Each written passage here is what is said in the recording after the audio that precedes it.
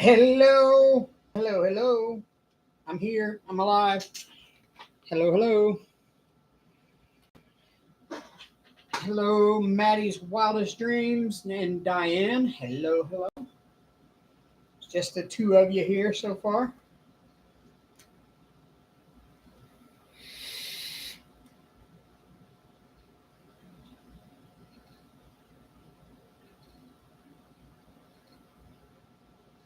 Oh, hi, Laurel. That's awesome. August 6th. Yes, I will be going to Tennessee for her birthday that weekend. Yes. My son, my car got repoed this week.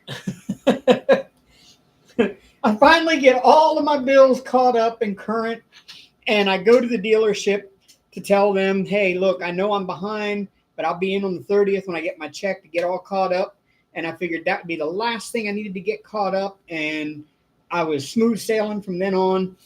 And the girl's like, well, you're going to need $270 to get it caught up. And I'm like, okay, no problem. I'll be in on the 30th. She goes, well, all I can do is make a mark on your account that you said that's what you said. And I'll leave a note here on your account. But I can't guarantee anything, is what she says. And then she said, it's going to be like 270 to get it back. I'm like, okay, no problem. Because you're only 30 days behind. I'm like, okay, only 30 days. Who'd have thought, I've had a car I was 3 months behind on. And they never even threatened repo from Nissan. But I guess America's Car Mart doesn't want you to be behind one payment, let alone, two, I guess. I was paying every 2 weeks. But yeah, so they repoed the car, and they called my son or texted my son. I was like, yeah, car's repoed. I can't make it for her birthday. Be the first one I've ever missed. And he says, I'll tell you what, I'll be back. I'll be down Friday the 4th to pick you up. So he's coming down from Memphis, driving 4 hours to come down and pick me up Friday the 4th. And I'm going to leave Sunday night the 6th, and he's going to bring me back. And he's going to take off the 7th because he was going to take off the 7th anyway. So. No, Phyllis, I have a company truck that I can drive back and forth to work and for my job. It's the truck I use for running all my calls. So I bring it home. So I can get back and forth to work. That's not an issue. It's just I can't use the company truck for personal things like going on trips and stuff like that. I'm really not even supposed to use it to get around town to go to the store or anything. But, what they don't know won't hurt them on a weekend. I'm not going to try to drive all the way to Memphis for the weekend and drive all the way back because then they could catch me doing it because I would have to fill the truck up along the way. And they would want to know why I'm filling the truck up on a Sunday and not in the town I live in. So, but yeah, that's not an issue. And literally, I live 3/4 of a mile from my work anyway. So even if I couldn't bring the company truck home, I could get up and walk to work in the morning. I'm only 3/4 of a mile away. So, that's not a big issue.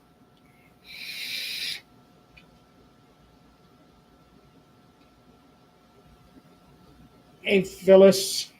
I didn't say hi. Yeah, there's a little, I call them little ghetto special car lots. Yep. I was due at every paycheck. So, when I told them I get paid the 15th and the last day of the month, that's when they sent my payments for. It was the 15th and the last day of the month. And if I didn't come in by 6 o'clock at closing time on the 15th, you better believe they was calling me on the 16th. Where are you at? You're late on your payment. You didn't come in yesterday. You didn't pay your payment. It's like, oh, no, I'll go online and pay it. No, now you're late. You have to come into the dealership and pay it. What? No, I can go online and pay it. No, you got to come in and talk to us and pay it. Why do I got to go in? And that was the problem. That's why I ended up getting a couple of months late and why I didn't notify them earlier of what was going on. It's because I have to go to the dealership to talk to them about anything. They don't deal with you over the phone at all. And half the time they close at 6, and just about every day I'm an hour outside of town when I finish my work at sometimes 5:15 in the evening, and I'm an hour away from where they're at. I'm not going to make it in time before they close.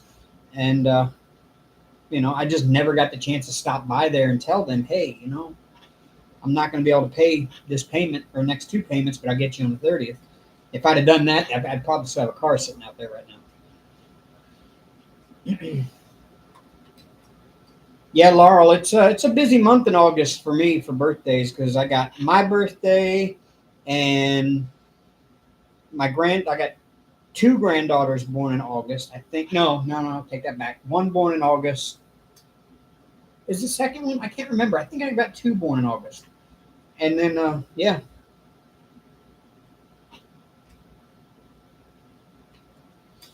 The only thing I know of, Phyllis, by doing the research is that when a car gets repoed, most of the time you can get it back by going in and paying off the loan in full. Well, I still owe 8,000 on that thing. I can't go in there and pay that off in full. So chances of me getting it back are slim to none. The site that I got that information from did say that sometimes the dealerships will redo your loan for you and let you start up again, but I don't reckon America's Car Mart will. They're kind of yeah. I've got some other issues with them too, but we won't go into that because that would sound really bad.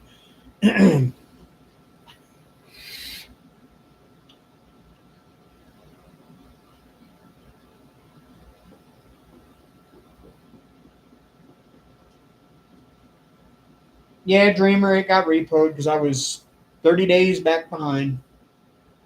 They don't give you no time at all at them little buy here, pay here lots. Last time I ever go to one of those.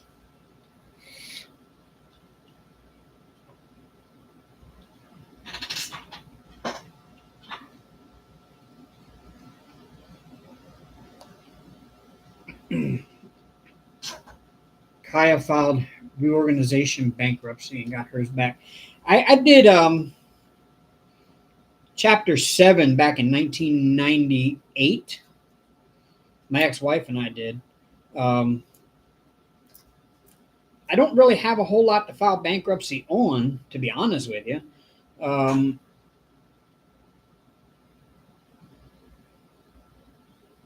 I mean, I probably could go do it, but I can't afford the lawyer.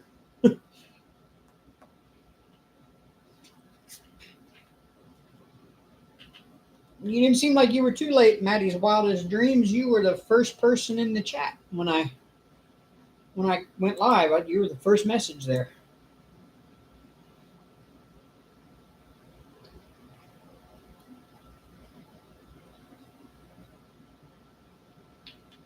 Well, what I should have done, Phyllis, is I should have found somebody with a garage that I could put it in, because by law they're not allowed to go into somebody's private property to get that car.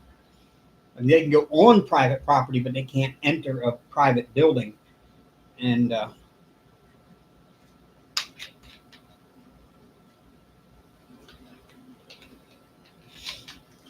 but no, it's what the part that got me was that I'm finally caught up on everything. That was the only thing I wasn't caught up on, and I was going to be caught up on it Friday, this coming Friday.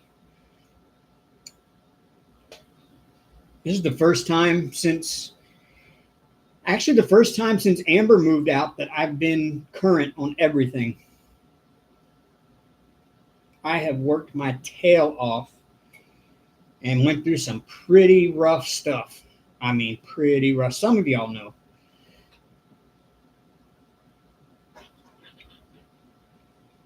Some of y'all know what I've been going through. I mean, there was a couple of weeks there where I didn't have any food in the house at all. Um, and there was one period of time there I was about 3 or 4 days without electricity.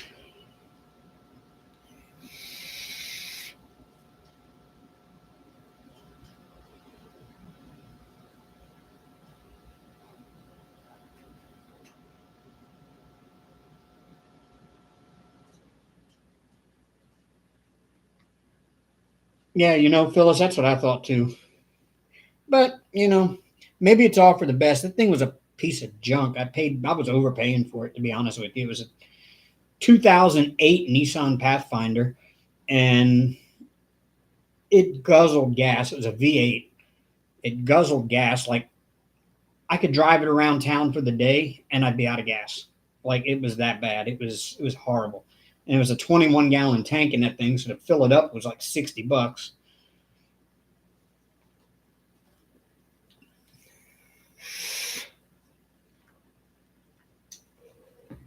So what I have to do is just put some money back, I guess, until I have enough for a down payment. Go somewhere, and I was gonna get it caught up. I was gonna get the car caught up and then take it to like Nissan or one of them and trade it. Is what I was gonna do. I've got a company truck, Dreamer. I'm good. I mean, I've got a company truck I drive back and forth to work and that kind of thing. And as I can always stop at the grocery store or go to Walmart or Target or whatever I got to do after I get done my last stop and on my way home. But I'm not supposed to drive it for personal use otherwise.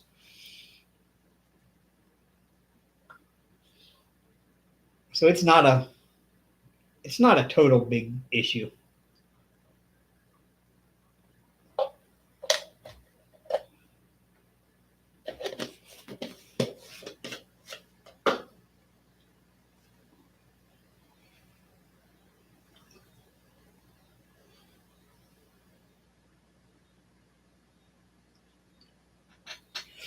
And even if I didn't have the truck and I had to go to the office to pick it up every day, I literally live the street I live on.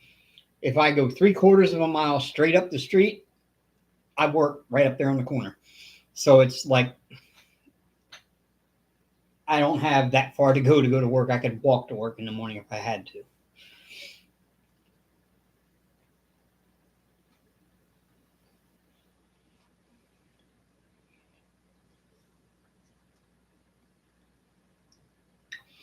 It's not that long, 3/4 of a mile. I don't even know if it's that far. I'll be honest with you. Um, I say that, but I don't even think it's that far. It may only be a half a mile. It's literally, I go right out here, out the side entrance of the apartment complex, go up to the corner, make a left, and I go straight down that street, cross the railroad tracks, and then I go around a traffic circle, and then up to the stoplight, and my work is right on the left. So it's like, I'm not that far. I used to ride one of the VO scooters home every day. I was that close because the VO, where I worked at VO, was literally right around the corner from where I work now. Um, it was a block away from where I work now. So I used to ride a VO scooter home every night. Hey, Bev T. Hello, Dawn Marie.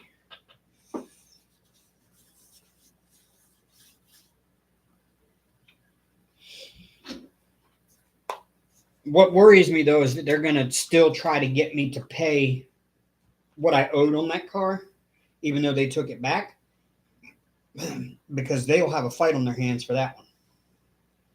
I refuse to give them a dime if they're not putting that car back in my front yard where they picked it up from.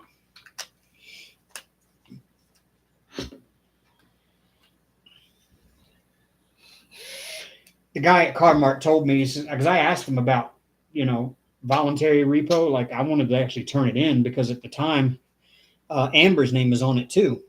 Her name is on the loan as well. And I had asked him about how to get her name off. He said, you would have to voluntarily repo it or let us repo it. I said, well, what can I do about that? He said, you don't want us to do that because we'll still come after you for the remaining balance of the loan. I'm like, no. If I give the car back to you, I no longer owe you a penny. Well, that's not the way it works, and they will come after you, and they'll garnish your wages. And I'm like, if you're garnishing my wages, you're putting the car right back where you picked it up from.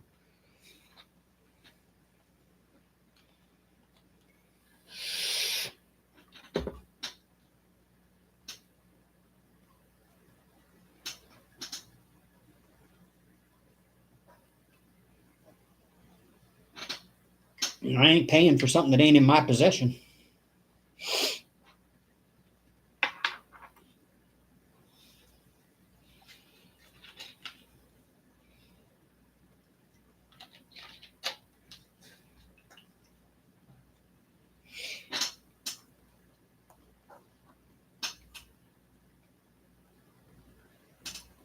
But that just remains to be seen what's going to happen. I'll get a hold of them this week. I'll have to plan one of my days to be done a little bit early and over that way. And I've got some stops left on my schedule for this month that I have to do out that way. So It's out on the east side of town. I'll have to plan one of them for the end of the day at like 3 or 4 o'clock, and then run by there when I get done and talk to them and see what they want to say. Because I mean, what I really want to do is get it back, get the loan current, and then take it to like Nissan, to the Nissan dealer, and trade it for something newer, more efficient.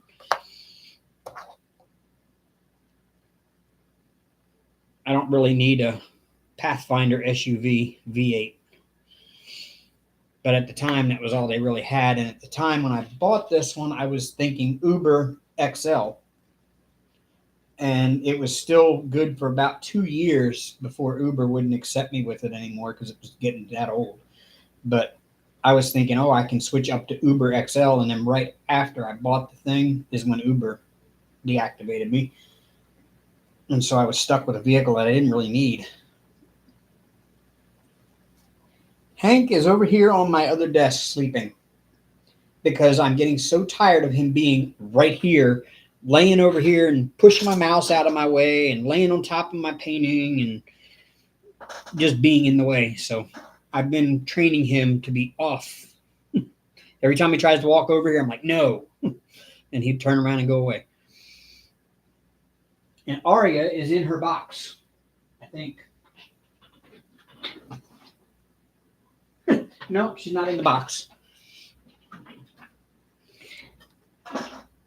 So I I went to I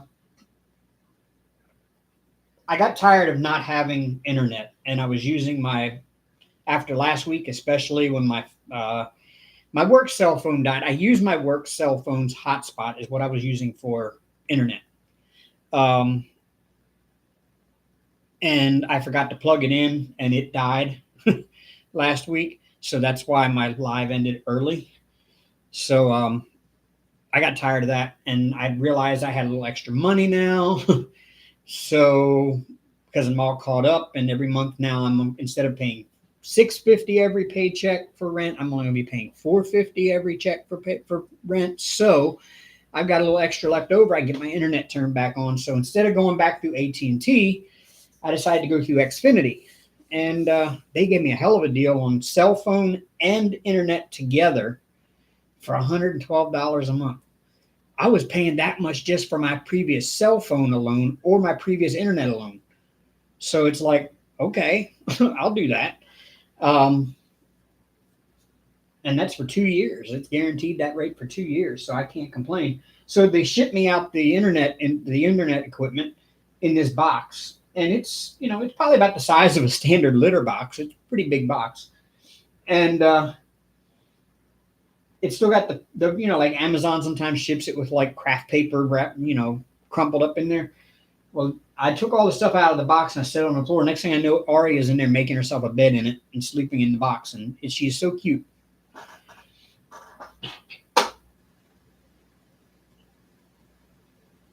And she has spent the last 2 days in her box. Now I'll show y'all a picture here.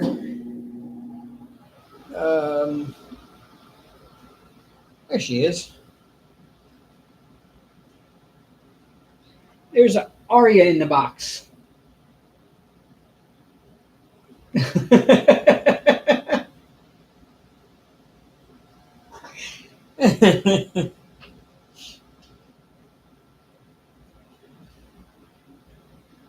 I mean, she just kind of hangs out there.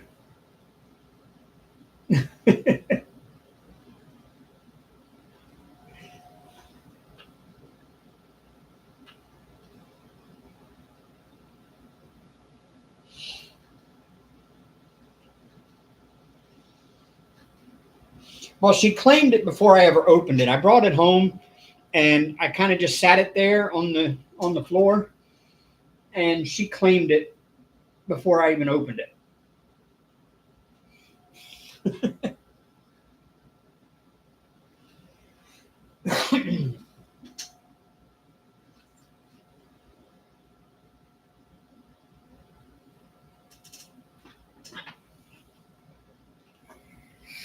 Oh no, there's Aria. Aria. She's sitting up in the windowsill behind the TV. That's why I didn't see her. I've had this cough the last few days. I just can't get rid of it. I've been coughing stuff up for the last week, I guess now. I thought it was because my old vape coil had burnt, and I was, I could tell it was a burnt coil, and it had irritated my throat, and I thought that's why I'd been coughing. I figured once I got a new coil and everything, I wouldn't cough anymore, but I'm still like constantly coughing stuff up like every day, all day long.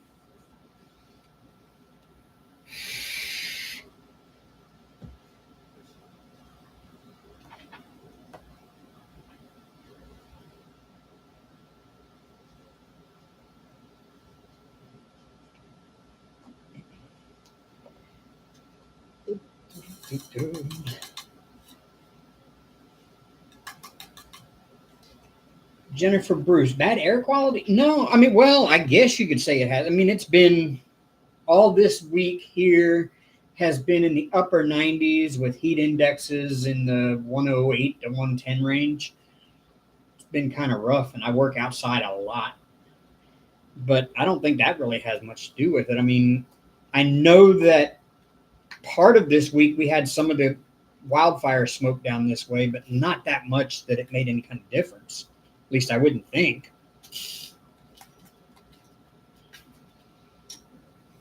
You bought a tray last week, Diane? Yes. Firefly?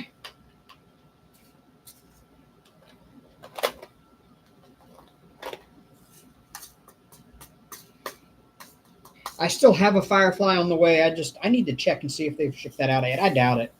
Because they had before they went on vacation, they had a 4-week lead time. And they went on vacation on July 1st to 9th. So I'm figuring it'll probably be the first week of August before mine gets made. So I'm not too worried about it. I'm looking forward to getting it, but I'm not worried about it.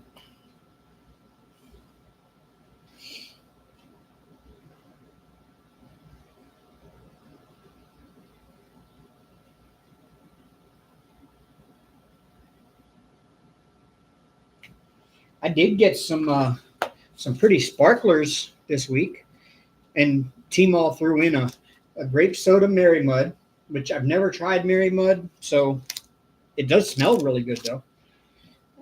I ordered a bunch of her neon jellies line, and these things are awesome. I'll have to pull out the black light here in a few minutes, and we'll show you. I got the neon orange. Move that out the way. And I got the neon lemon and sparkler snow. They're listed under the neons, but those do not glow in a black light. I'm looking for some white ones that glow in a black light. The black light reactive still. And I think I found some on AliExpress, but I'm just hesitant to order it, and then they'd be the same thing as this. Neon blueberry. These are supposed to be neon purple, neon violet, number 553. They are jellies, but they don't glow that well. You'll see here when I pull out a black light. There's neon cherry, neon raspberry, and neon lime. And da-da-da-da.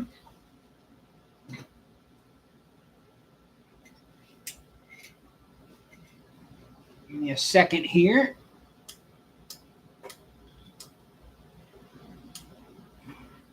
There we go. Let me turn off the... There you go.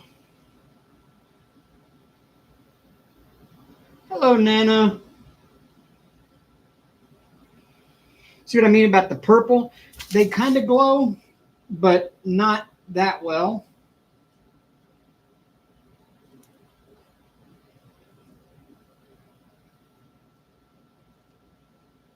Oh, now I see it. Yeah, they actually do. Okay. But yeah, those are amazing.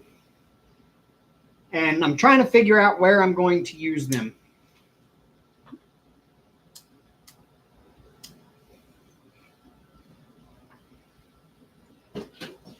I think what I'm doing now is I'm just starting my sparklers collection.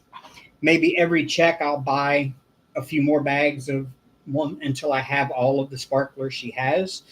And I'll probably have to get me either an art dot drawer set, or I found out today, thank you, Emmy Sue, if you're here, for posting that. Seems like everybody, all the rage now, is getting one of those little mini toolboxes from Lowe's.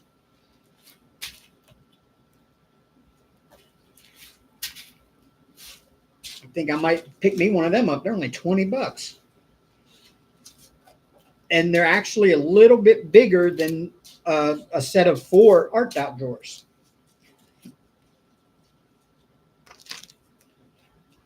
So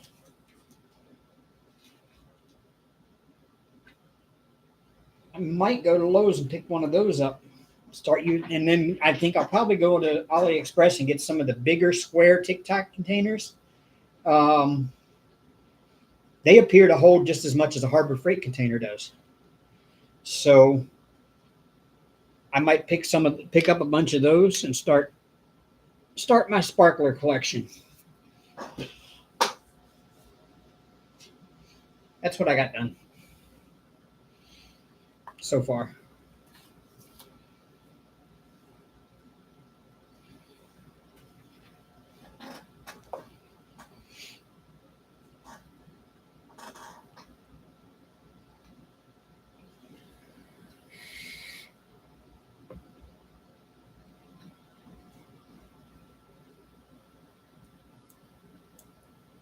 Yeah, I don't know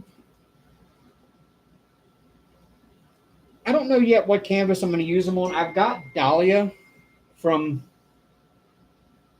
that was a text message on my work phone. Really? Who's texting me on my work phone? Oh,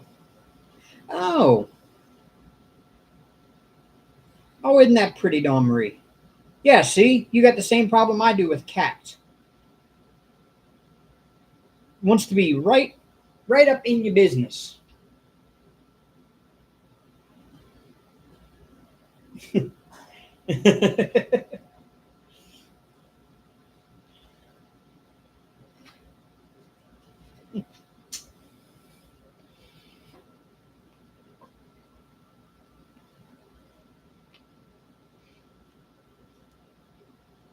Yeah, Hank will get up here and he'll lay like right here and he'll flop down and he doesn't care. He shoves the mouse out of the way. He shoves my hand out of his way. And I've got to sit here and try to work around him because he will just lay there.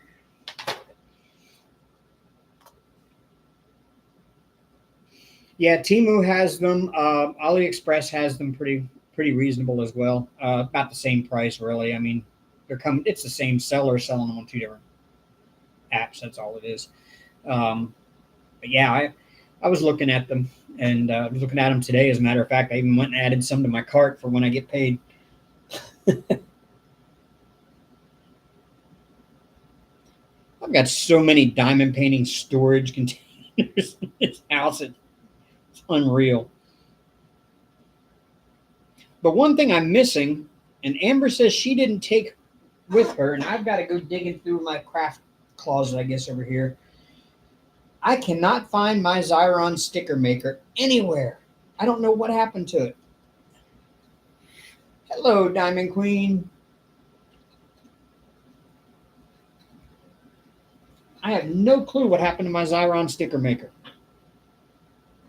And those things have gotten expensive now.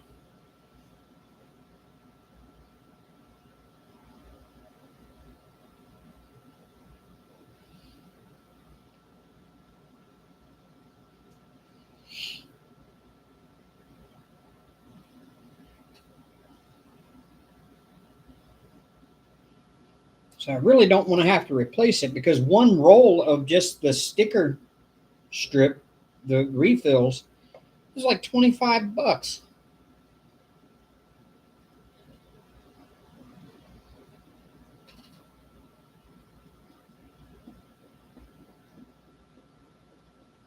Yes, they do grow legs, Dawn Marie. I've noticed that. Because I asked Amber, because I was looking for it here at the house one day. I mean, I didn't pull the craft closet apart or anything yet, but I asked her. I was like, "Have you seen my Xyron?" And she goes, "No." So she says she hasn't seen it since we moved from North Dakota. So obviously, it's either in the craft closet and she just doesn't remember putting it in there, or it's still in a box in my closet in the bedroom somewhere. Then just never unpacked it.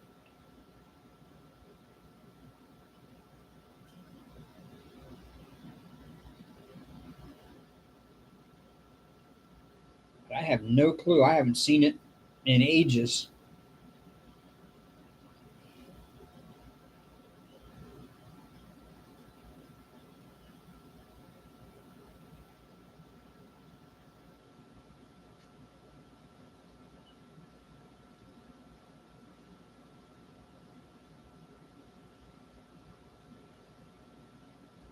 Cheaper to get a throw. They make throwaway ones. I didn't know that.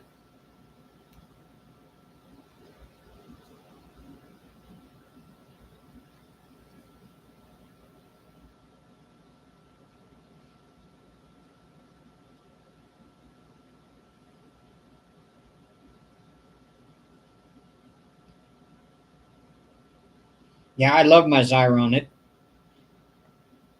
When I first started diamond painting, that's what everybody used, and it was such an important part of kitting up a painting.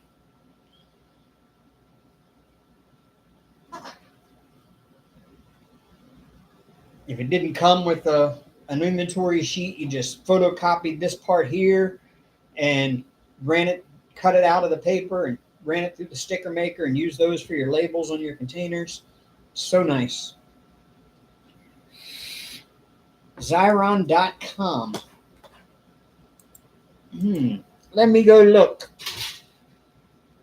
XYRON.com.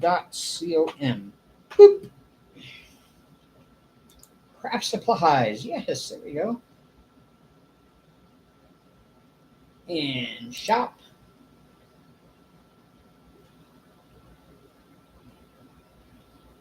Disposable sticker makers.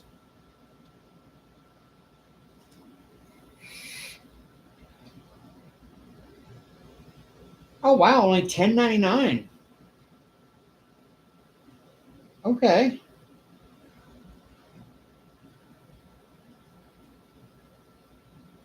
That's not a bad deal.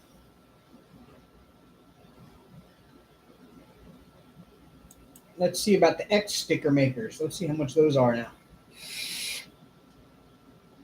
No, it's $13.99 for the X sticker maker, and then $7.99 for the refills on their website. Okay. Okay, you know what? It actually is kind of cheaper to go with the refillable. Never mind. I was looking at Amazon, and Amazon was wanting like $20-some for a refill.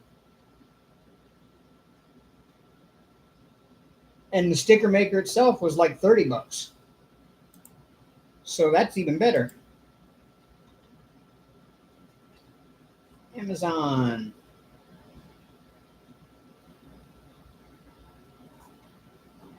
Search Amazon for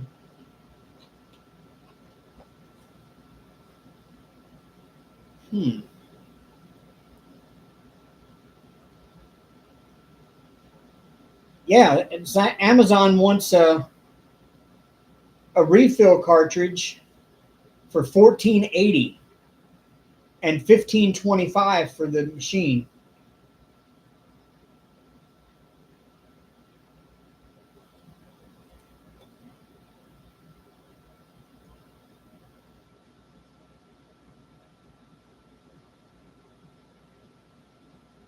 Yeah, that's ridiculous. I'm not paying that much. When I can go to Xyron themselves and order it for cheaper. And yeah.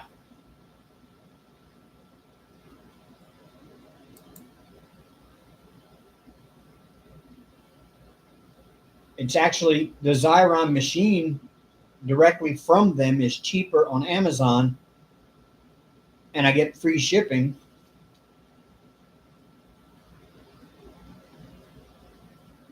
but the refills are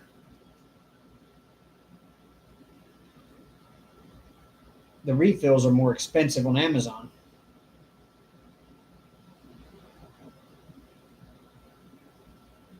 Wow.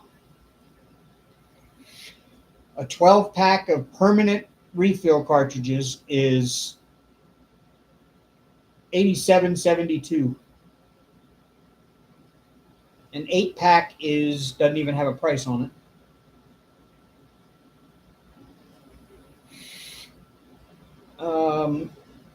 I use the repositionable though,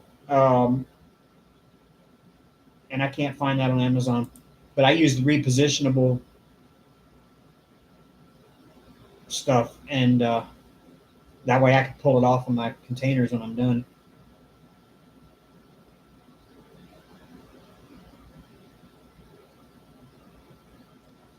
Okay, I know where to get it now.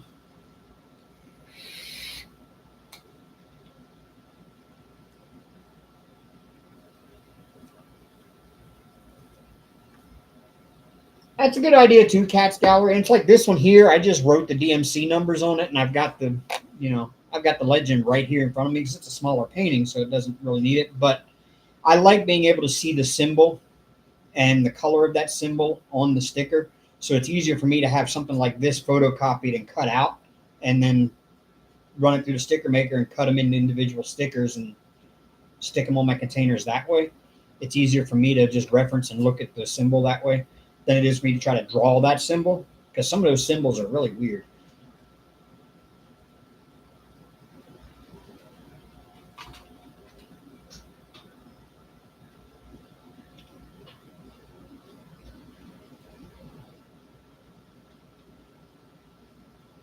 I need to buy some more of the sticker paper, but halfway when I use it, the film breaks. Oh, wow. I never had that problem.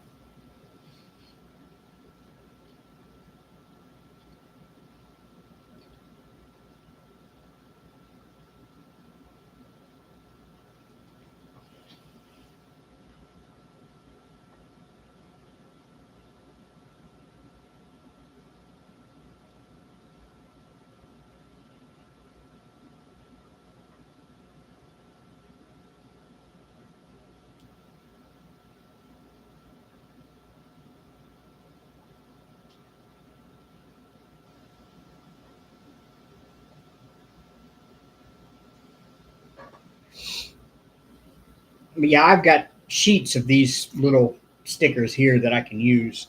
I just, I don't know. I'm just too fancy pants, I guess. And I got to have the little fancy stickers and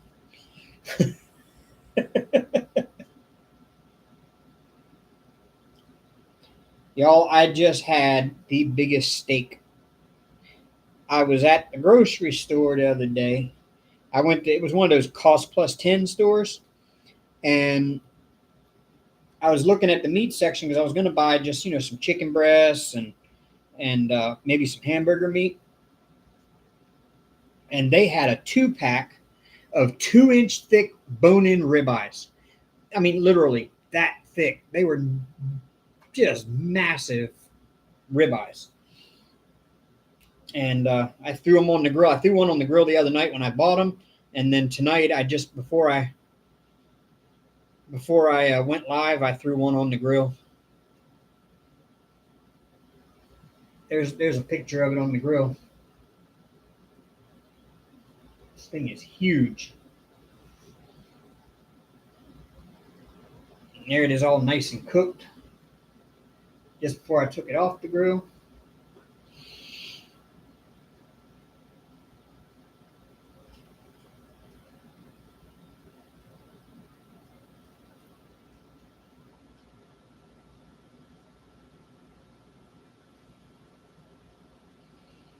And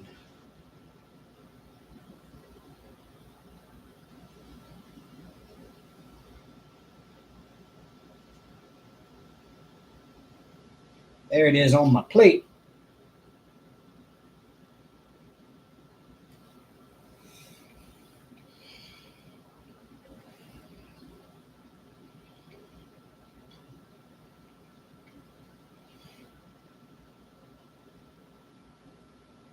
And it was a perfect medium to medium rare. Just wonderful, wonderful steak.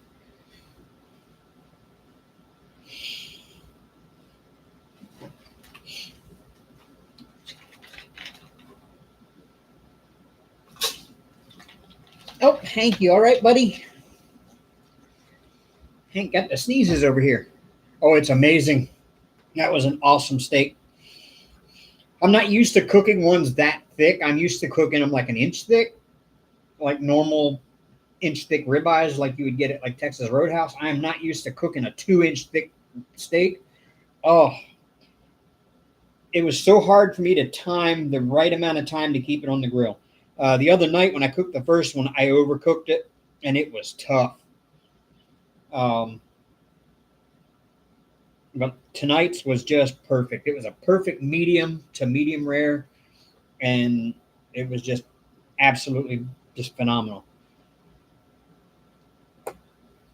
Brush a little olive oil over it, and then sprinkle on salt pretty heavy, and pepper and garlic powder, and that's all it needs. Just throw it on the charcoal.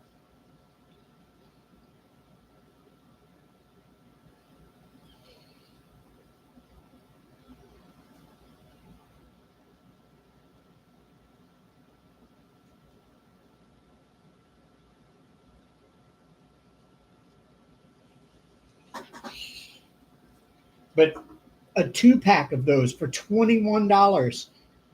That's all it was. $21 for two of those. I was like, I can't turn that deal down. Normally you only find one of those for $22.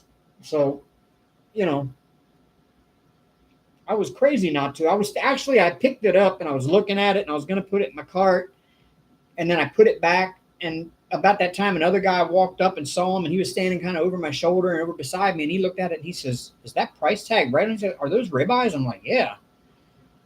He said, "For that price?" I'm like, "Yeah." He says, "I may buy all of those." And I grabbed the first pack I grabbed the first time and threw it in my cart. I was like, "Nope, you can have the other two." There were 3 packs there.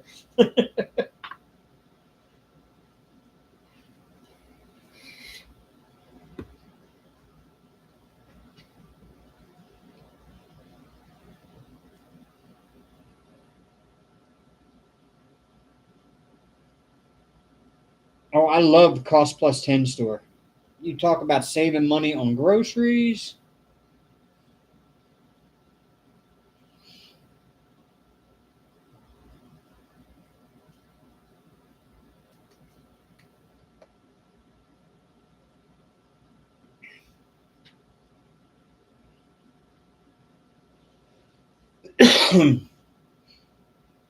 Yeah, he kind of made my mind up for me when he said, "I might buy all of those." I'm like, "What? Not buying this one." This one's coming home with me.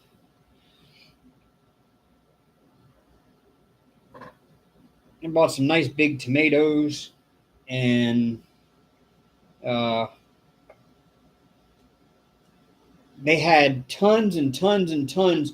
Well, what it was a couple of weeks ago when I went in there, they had 2.5 pounds of bacon for like $7.99, and it was thick sliced smoked bacon. Well, I guess they didn't sell all of it out, so they ended up taking it back in the back and cooking all of it. And they sold packages of pre-cooked bacon for like $1.50. So I picked up a few packs of the pre-cooked bacon and a nice big tomato and some nice green leafy lettuce already pulled off the ear. And I've been having BLTs around here every day. What did you do, Diamond Queen? Hank, you're in my light, buddy.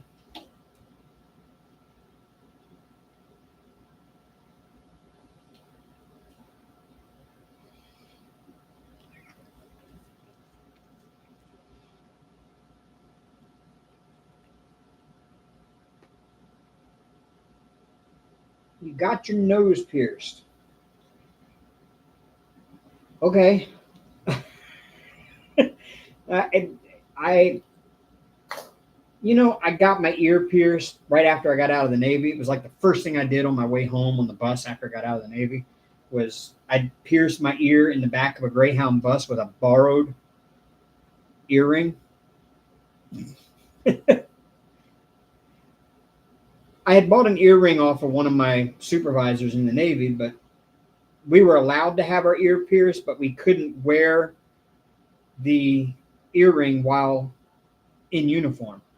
So in order to get your ear pierced, you have to keep an earring in the ear all the time until the hole heals up and stays open. So I waited until I got out, and I was on the Greyhound bus on the way home, and I still had this earring that I had bought. It was a giant hanging, it was hanging like that far. It was just a giant hanging, like almost pewter earring. It was heavy. And in fact, if I remember correctly, it was a giant pot leaf. And I was on the Greyhound talking about I wanted to pierce my ear, and there was this girl on the bus that was riding, and she was like, "Oh, I've got one you can use. It's a piercing earring, and the sharp pointed ones that they use for piercing." And so she reached in her purse and got it out for me, and I went in the back of the Greyhound bus, and I took the little wet naps that they have in there for washing your hands, and I washed off the earring, and I stood there in front of the mirror and just poked it through.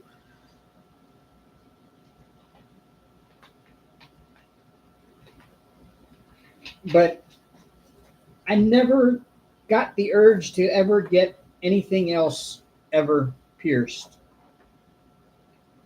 I never could. No. When I was in Missouri, in St. Joseph, there was a guy I worked for. He was our supervisor. I sold Kirby vacuum cleaners. And when we went out of the office every day, you had a group that left with each supervisor, and that supervisor would drive us around to different neighborhoods, or he'd let us all decide what neighborhood we wanted to go to that day. And then the girls that were in there, they knocked on the doors and got us in. And then we, as the salespeople, went in, did the demo, and sold the Kirby. And so our supervisor was riding around with that day. He was a younger guy. And he's like, "Hold on, guys, I got to go make a stop somewhere." And he takes us to this town. I think I don't remember where we were. We were outside of St. Joseph somewhere, but it was a tattoo and piercing shop. And he says, "I'll be back. I got to go in. I've made an appointment. I got to go in and get this done." And he come out, got in the car, and we're like, "What'd you do?" He's like, "Oh, I got a piercing." "Oh, really? What'd you get?" Dude stood up in the driver's seat and pulled down his pants and showed us a Prince Albert. Some things you just cannot unsee.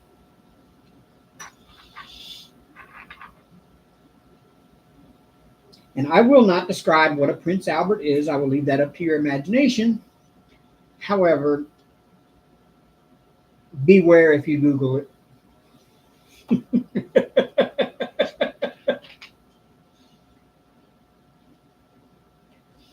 I never understood that either, Diamond Queen. I never understood gauging your ears. I guess it's something that's a younger generation than me, because people my age didn't do that in school or when they were younger. That's a millennial thing and below. Gen X didn't do that back then.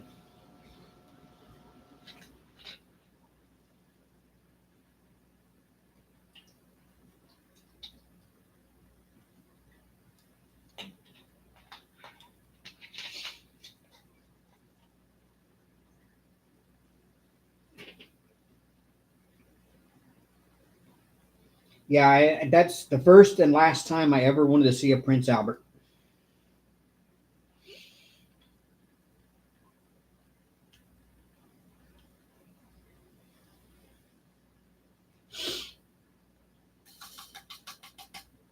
And I just wondered who would do that to themselves. Why would you do that to yourself?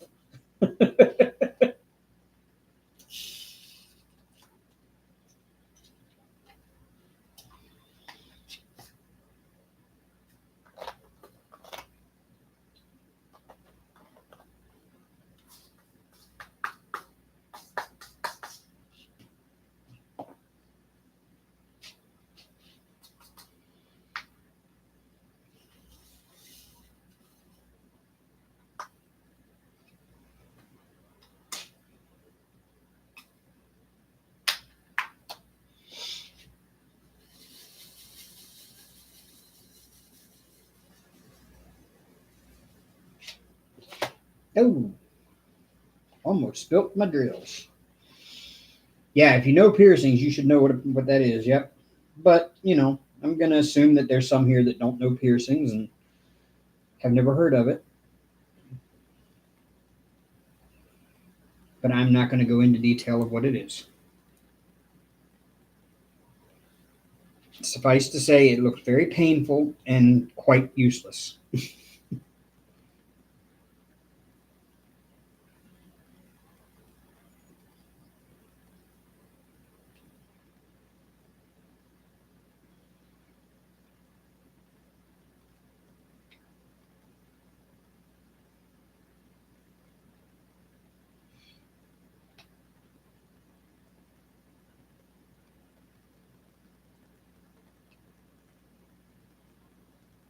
I'm actually kind of disappointed in this diamond painting. I mean, the red looks okay, but the blue is kind of a pale.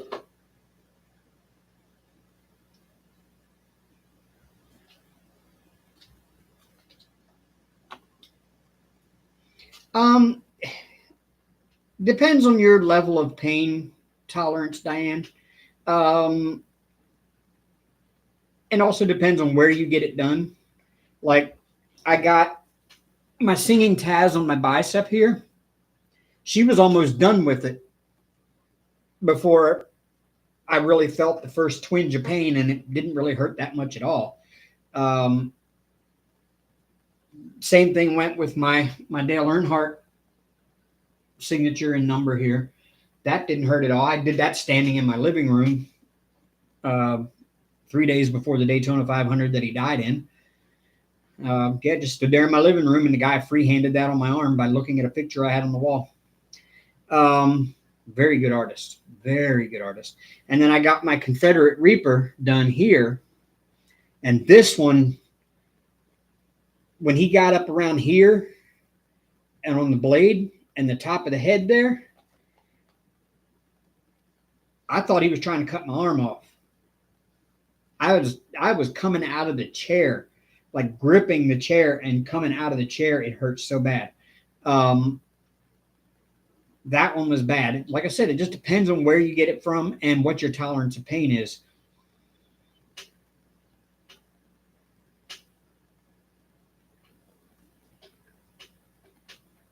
Usually the bicep, the thigh, anywhere that's like a meaty part of your body is really not going to hurt nearly as much as getting it where your skin is close to bone, which is what you're getting when you're up here near your joints.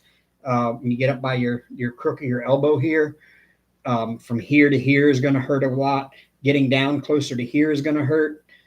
Closer to your wrists, your fingers, knuckles, your feet, your ankles, your head. I still don't understand head tattoos, but to each his own.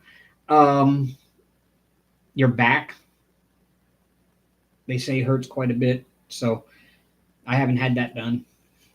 I thought about one on my back, but I don't know yet.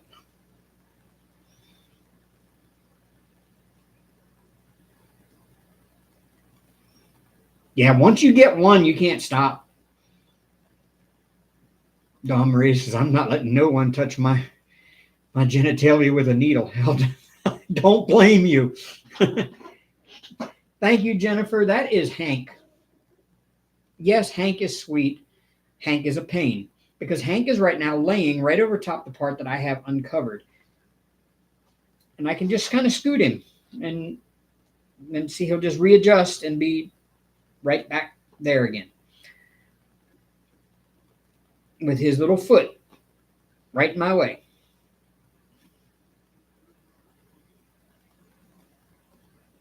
When is Hank not sleepy? That's the question. I got Aria here. Hi, Aria. Hi, baby. Hi. Aren't you just the sweetest?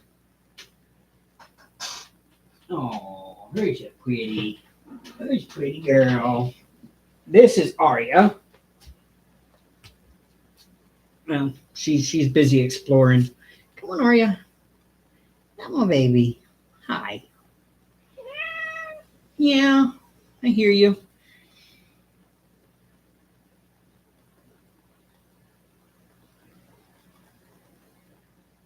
She's going to clean herself now. Yeah, she's named after Arya from the Game of Thrones. She's not in here. Is Nana here still? I thought she popped in and said hi. Maybe I'm wrong. No. Yeah, there she is. Arya was a gift from Nana. She had Arya and her mama still at her house, and she was needing both of them gone. And Amber and I, when we were still together, had gone up to visit, and we volunteered to bring Arya home with us. And I named her Arya because she just gave off the essence of a badass little girl who wasn't going to be messed with. And that's exactly what she's turned out to be. So she's living up to her name very well.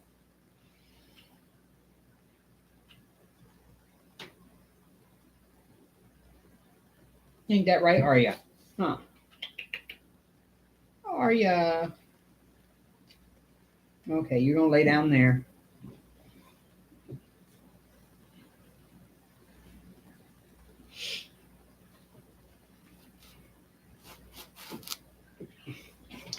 Really? I just moved it over out of your way.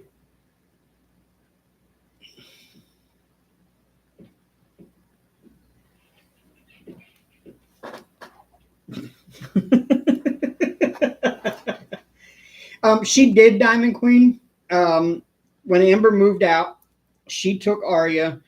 But the house that Amber was moving to stay, she was staying with a friend of hers.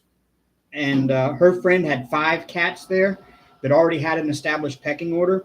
And I tried to tell her, I was like, Arya's not going to do well there, because Arya was really timid at that time. And so I was like, she's not going to do well there because those cats already have an established pecking order, and she's not going to come in and dominate any of them. And she was gone, I guess, about 2 weeks. And she called me up saying, can you come get Arya, because these cats are terrorizing her here. And I was like, of course. And I went and picked her up and brought her home. And I'm going to tell you, for the first 3 or 4 months, Arya was like scared of anything that moved. It took me a while to get her to be this open to being sweet and lovable.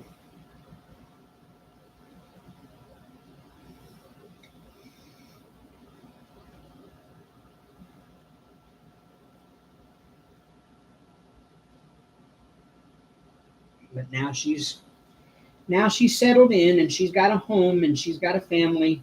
Just me and Hank and her. Just us 3. Yeah. So now at night, when I turn off the light here in the living room to go to bed, my first stop is in the bathroom to take my teeth out and put them in the cup overnight and everything. Arya will follow me to the bathroom, and she'll jump up on the sink in the bathroom and pace back and forth across the front of the sink while I'm getting my teeth out and putting them in the cup with the little denture tablet. And then she'll jump up with her front paws on me and do the little making biscuits on me while she's standing on her hind legs. And then she'll follow me into the bedroom, and I'll get in bed, and she'll jump up there, and she will pace back and forth across the end of my bed, across the side of my bed there where I'm laying, and stopping to like rub her face on mine, and then make biscuits on me, and then pace back and forth some more. And she'll do that until I fall asleep. And then I don't know what she does. Hank used to sleep in the bedroom, but he doesn't go in there. Arya has claimed the bedroom as her territory. That's her turf. Hank don't go in there. He's scared to go in that bedroom.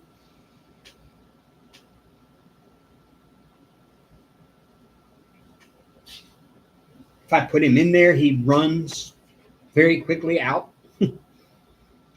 Hello, Bella the Beast. That's my buddy.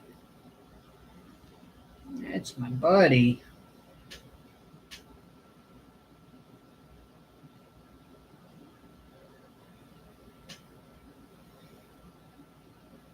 Hank's spoiled. He knows he is. He got it made.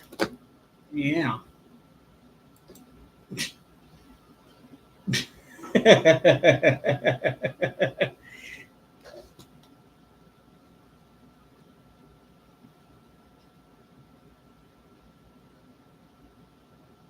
Yeah, Hank knows he's got it made.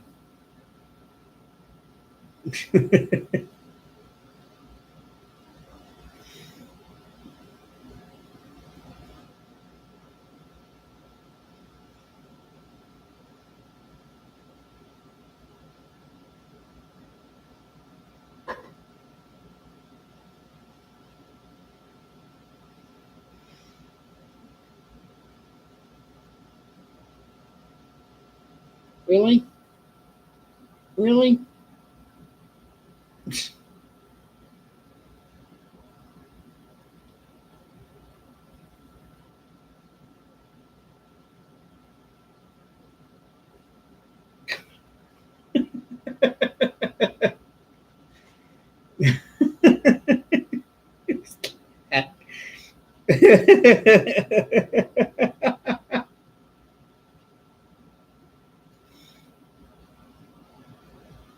What am I going to do with you? Hmm?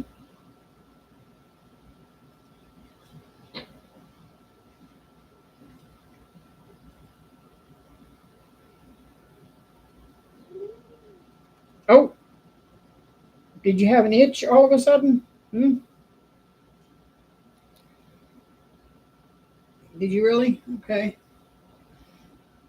Hi, buddy.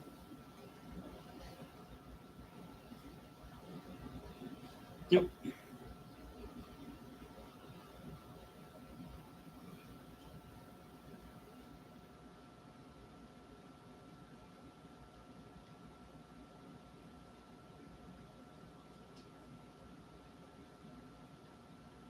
You decide just this moment to just randomly clean your face? Hmm? Oh, never mind. I see. You still got to flee. Yeah,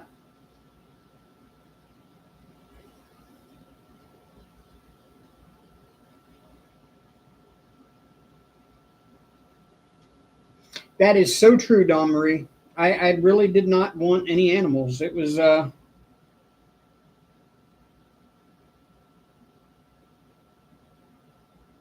just kind of surprise. And, when somebody surprises you with an animal and gets you one and adopts it and you don't even know they're doing it, and they just show up at your house with this animal and go, hi, his name is Hank. He doesn't like car rides and he prefers to be the only pet. Well, we kind of deduce that he does not care about being the only pet, obviously.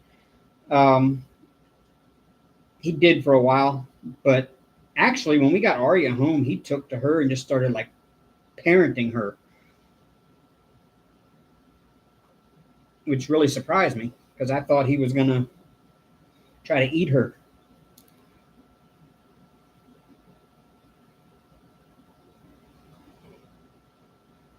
Excuse me. See, now this is more like what I have to work with right here. I gotta work around him.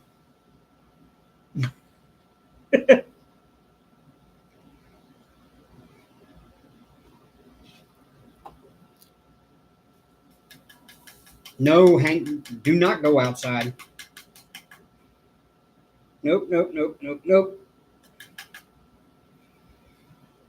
No, Diane, I brought fleas home from one of my customers' houses, and I did a flea treatment at a customer's house, and I guess I brought some home, and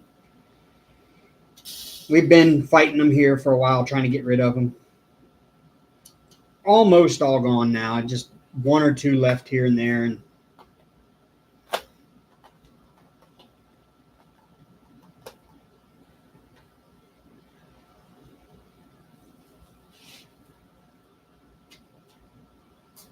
yeah, he's scared of her. I mean, Arya's put him in his place a couple of times. Like I said, Hank doesn't go in the bedroom. That's off limits territory for him. If I take him in there and put him on the bed, he instantly jumps down and runs out of that room. He does not want anything to do with being in that bedroom. which right after Amber left, he'd slept in the bedroom with me. Like right after she moved out, he slept on what used to be her pillow every night beside me. And then we got Arya back, and she just took over the bedroom, and now it's her room and not his, and he will not go in there.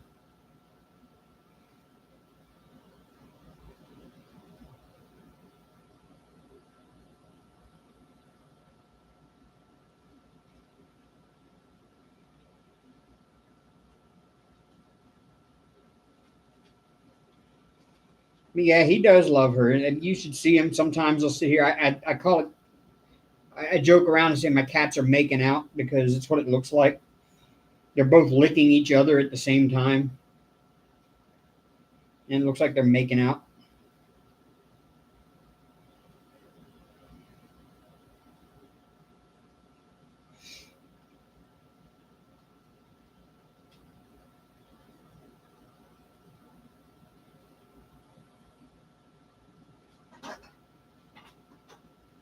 Yes, yes, the ceiling is fixed. They did that quite some time ago. You can't even tell that there was ever a hole there. Whoever did it did a pretty good job.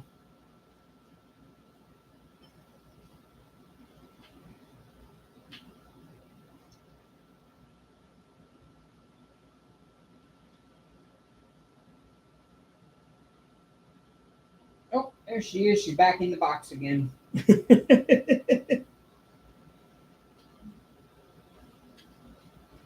That is Arya's box.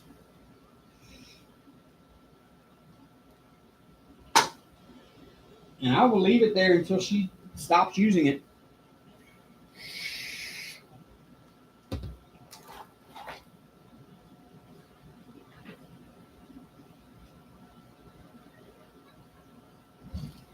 Mm. Neighbors going in and out of the door over there, and they shut it really hard when they shut their door. And it actually rattles my walls.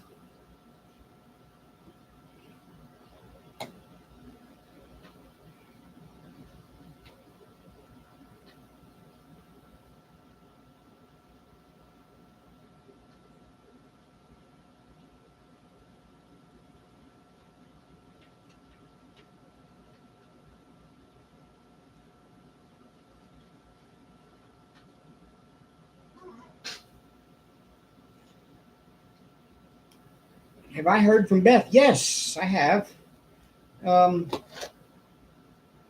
fact, she just commented on a picture I put in a Facebook chat.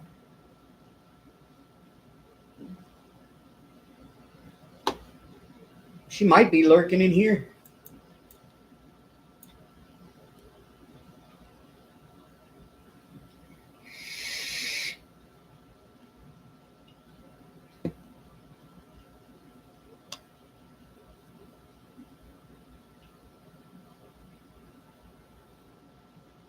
Beth, are you lurking in here? Hello. Come say hi.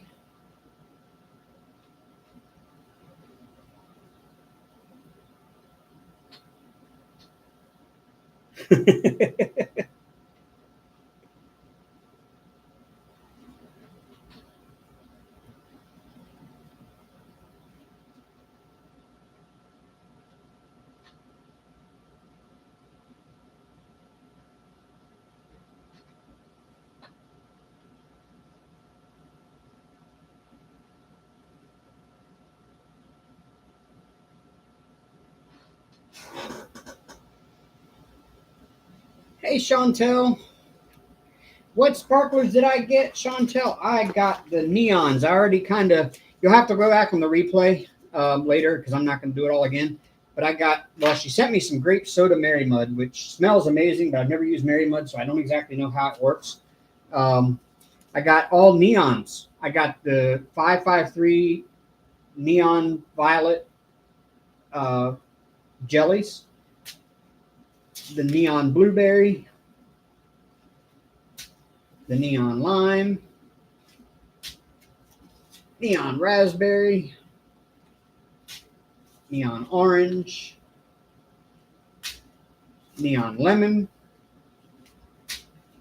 neon cherry, and the snow, which the snow is listed under neons on the site, but it is not blacklight reactive, so it does not light up under a black light like the rest of the neons do. For whatever reason, I don't know. But yeah, it's that's what I got. And earlier in the live, I actually turned off the lights and brought out the black light and showed them off glowing in a black light.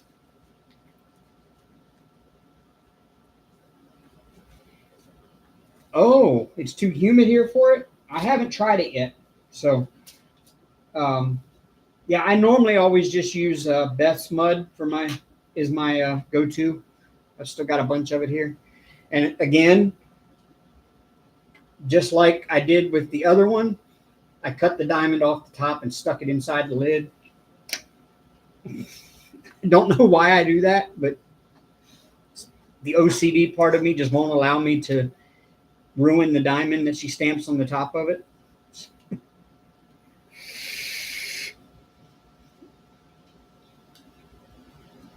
I've never tried her mud. I don't know. How do you use it? Do you just like poke your pen through it like you normal wax, or do you pull it off and roll it up and stick it into the end of the pen like you do glue dots? I'm at a loss. I don't know how it works. I've never used it before. All I know is that it comes on this little flattened out pad, like a little pad of wax, and it smells really good. I'm blown away by the level of smell that it has. Can't exactly get it open. There it is. Come on. Come on. Get out of there. And I love how it's like, it's got like the little color swirls in it. And it smells so good. Like you can stick it in the package, and even the package smells like it's very well scented.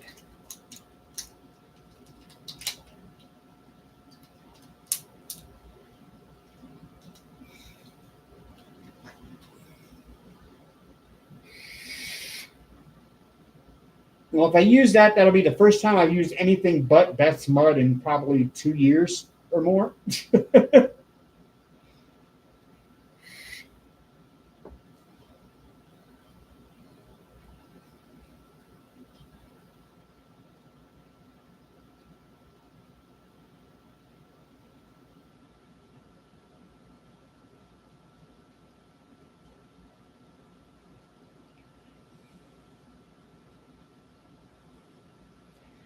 Yeah, I love Beth's Mud. I'm still a huge fan of it.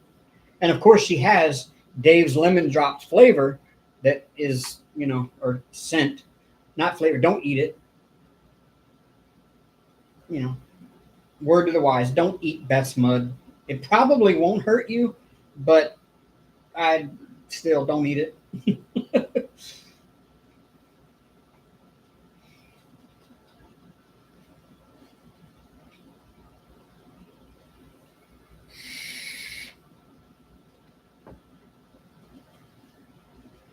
And speaking of waxes, I've always wondered what is in the China wax that they send us. We call it wax.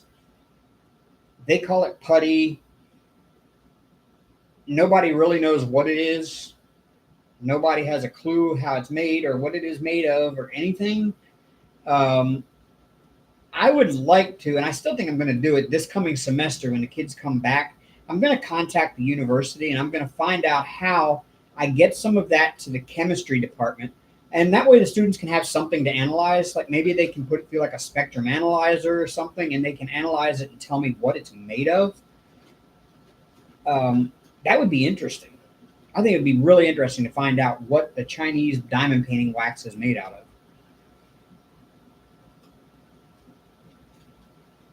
Just because I'm curious.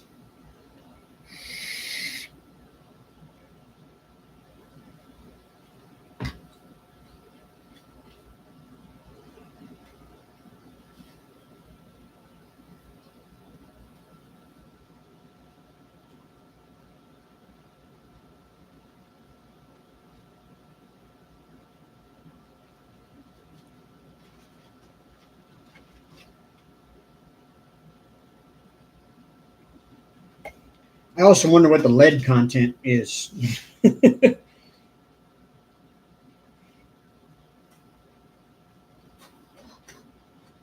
You know, Chinese stuff is notorious for being high in lead content.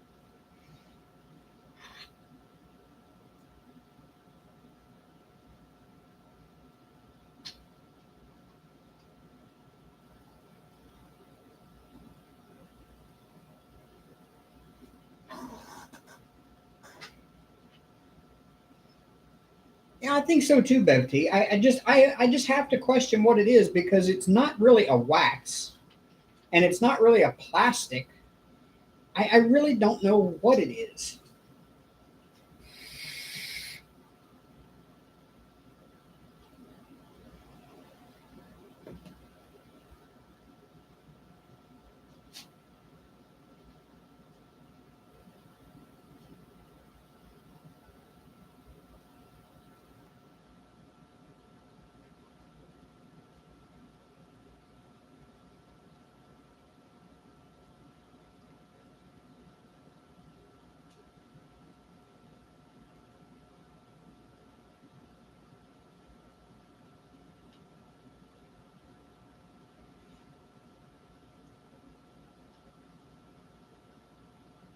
I may try to see if I can actually film the process of them figuring it out. That would be an awesome YouTube video, is me taking it to the chemistry department and, you know, talking to them and finding out how they figure out what's in it and what it's made of and watching the process happen and then finding out the results right there on video. I think that would be a cool YouTube video.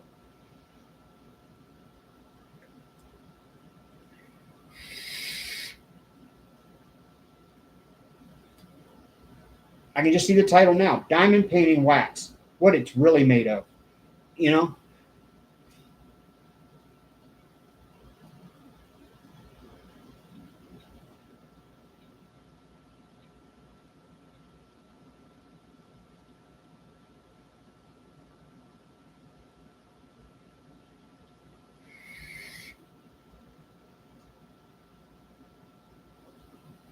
It's I guarantee if I told them that, hey, I'm a YouTuber and I want to, you know, I want to show it in a documentary form of how this is done, I'm sure they would allow me to come in and film it while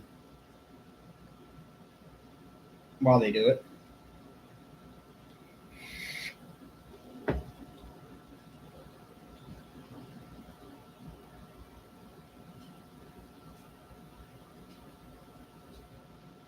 Excuse me, Hank.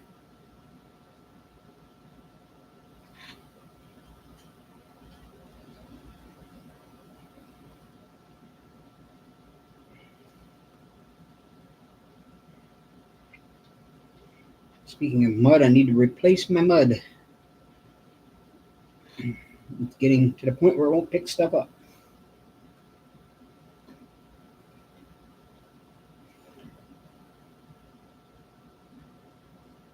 I'm not liking this a whole lot. It's got 939s right next to 310s, and you can't tell the difference.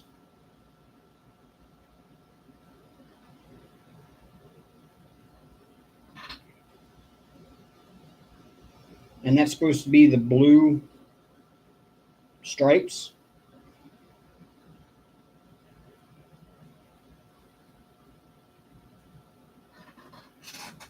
I mean, if you look really close, you can see the difference between the 939 and the 310, but you have to be looking really, really close and looking specifically for the difference in shade there.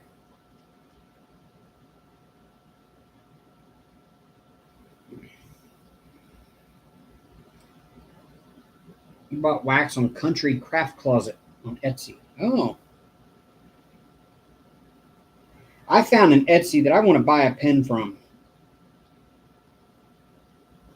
And he has some of the most beautiful pens and blanks. They're hybrid with wood on either end and then resin in the middle.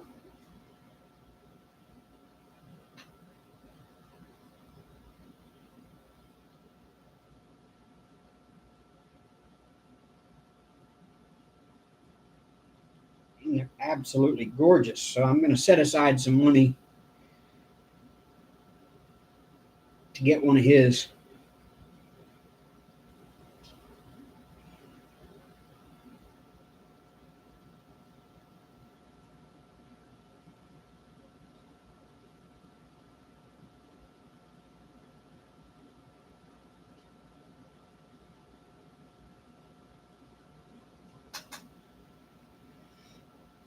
That's the store on Etsy. Okay, I'm going to have to look that up.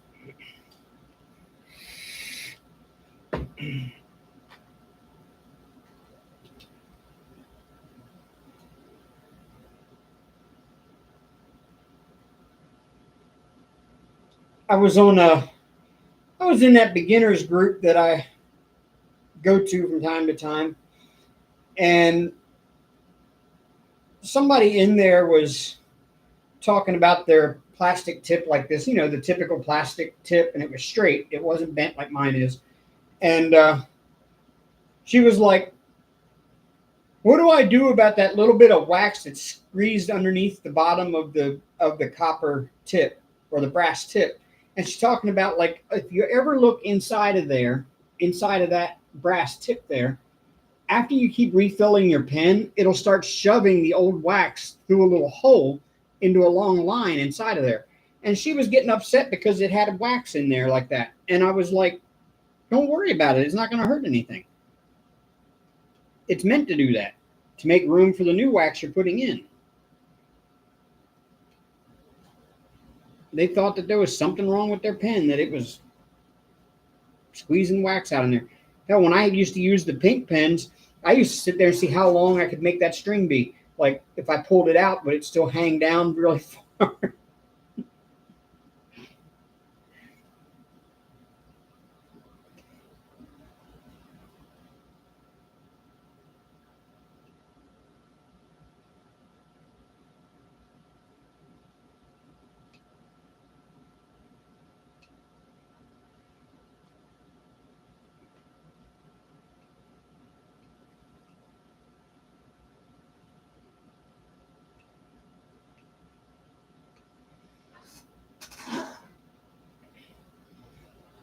Yeah, the ones I was looking at were $50, but it looked to me like it'd be really worth every penny for the one that I was looking at. So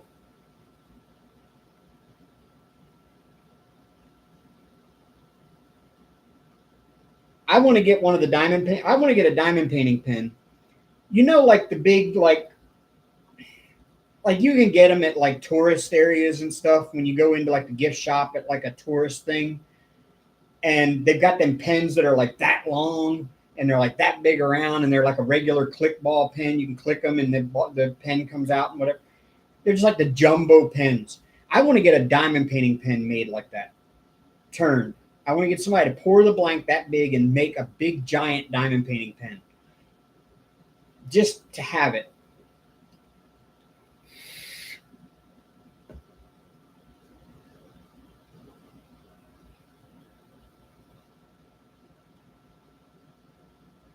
Maybe get them to pour, like, some people can actually put your name inside the pen with like little letter beads or something. Maybe get my name put in the pen, in that jumbo pen, and then have it flat bottomed on one side, like what's her name does, that does the non-rolling pens, and just make it like a little display piece I can put out when I'm live. Oh, Bella the Beast, I love kitting up. Absolutely love kitting up. That's one of my favorite parts of doing a diamond painting, is the kitting up.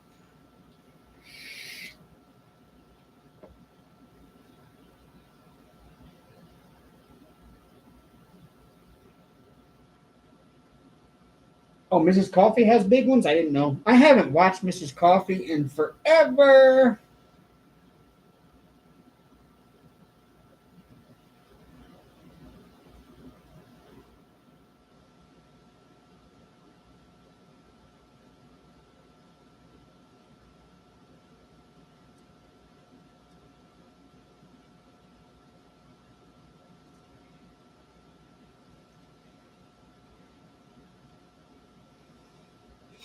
You have 7 paintings kitted up and 6 started. I haven't even, I've lost count of how many I have started in there.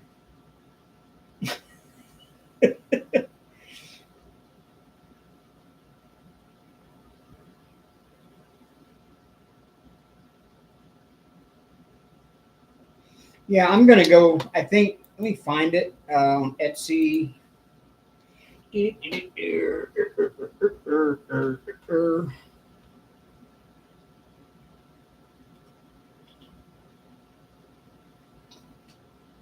Aha! Yep, yep, yep, yep, yep. Oop. The Etsy and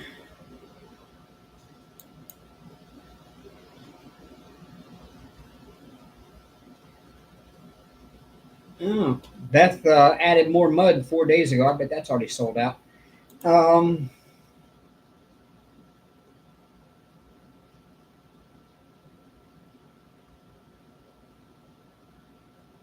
oh, look, they have this image on Etsy.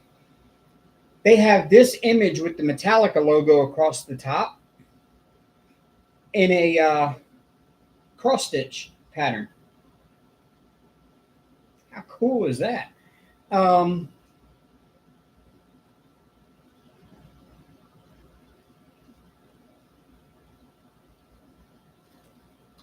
oh, do. Type it in here. Ugh. Come on, Mr. Keyboard. Ugh.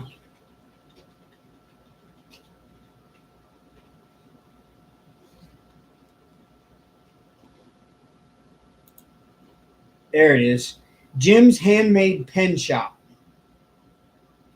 That's the name of the company that has the pens that I like. I want to get one of his.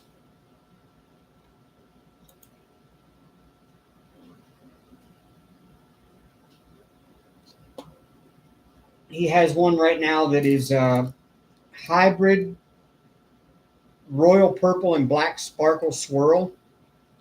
It's got wood on either end of the blank, and then it's uh, it's like resin in the middle, and it's really pretty blank.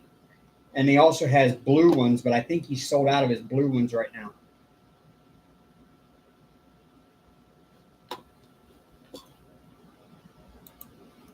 He's only got one of the purple blanks left.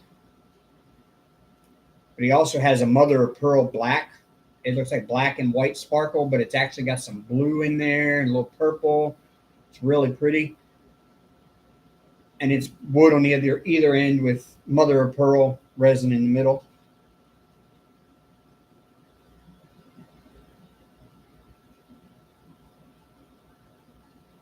And that one's only $36. I like that. That purple one is like 50.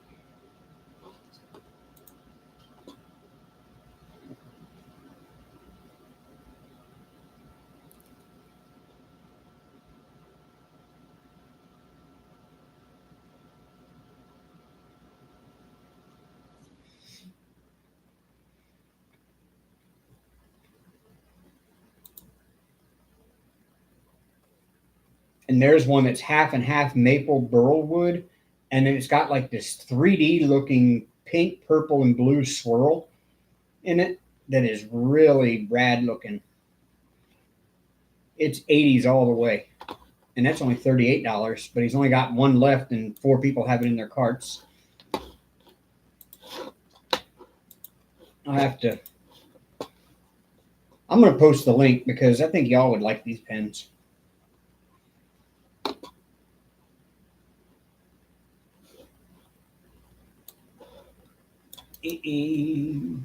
Copy.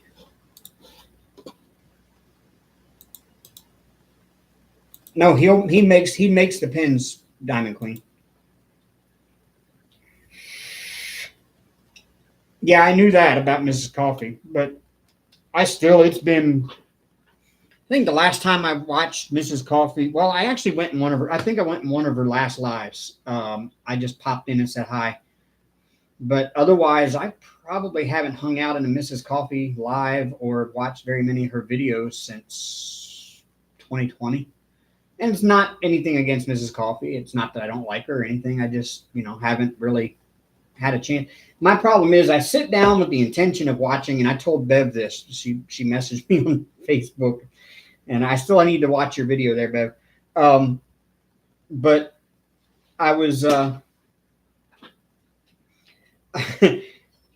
get on YouTube. I get home from work. Okay, let me describe a typical weekday evening for you. I get off of work like 4 or 5 o'clock, usually a half hour to an hour outside of town, and I have to drive back home. I get home. I give the cats their TREATSs, and then I sit down here in the chair, and then I have to end up calling customers. So I have to clock back in on hourly because I don't get paid hourly regularly at my job. I've got to clock back in as hourly, and then I've got to call customers and start scheduling because the company wants me to stay 3 days ahead scheduled. And by the time I get done with that, it's like 7 o'clock, sometimes 8. I hate calling customers that late, but that's what I got to do. And then I clock out, I make myself something to eat, and then I sit down to diamond paint and watch YouTube. And I pull up YouTube, and instantaneously on my recommended page is always something weird and interesting that I'm into. Because I don't just watch diamond painting stuff. I watch all kinds of stuff on YouTube. And so my recommended is filled with all kinds of stuff. Most of it is not diamond painting related. And then I end up going down a rabbit hole the rest of the night sitting here. And that's the way most evenings go. So I don't really get a chance to watch a whole lot of diamond painting videos anymore. How many do I have? Not as many as I used to.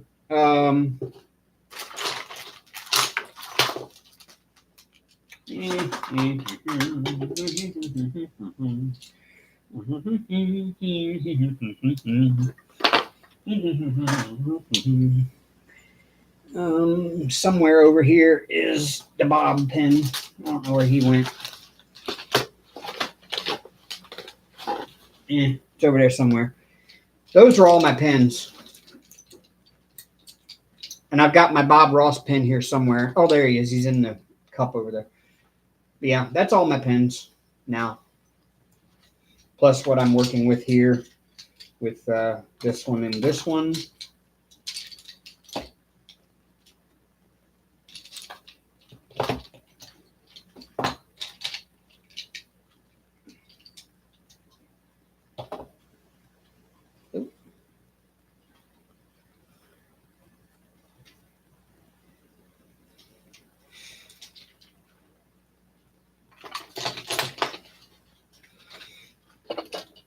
And then I have the Bob Ross from KK's Unique Diamond Painting Pens, and she no longer is in business, I think.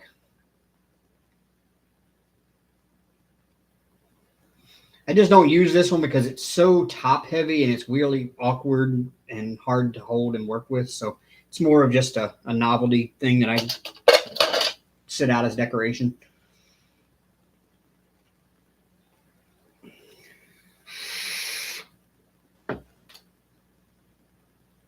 Yeah, KK made a really unique. Her shop was aptly named as KK's Unique Diamond Painting Pens, and they were all unique. And she had a Facebook group, and she posted in the group how many of you would buy one of these Bob Ross pens if I made them. And she made a very, very limited run of them for just the people that said they'd buy one. I think what she did was she went to the store and bought, this was probably a normal writing pen, as you can see on the tip of it there. It looks like it was probably a normal writing pen, and she just pulled that out, pulled the ink tube out, stuck a diamond painting tip into that metal tip there, and then glued it back together, I guess.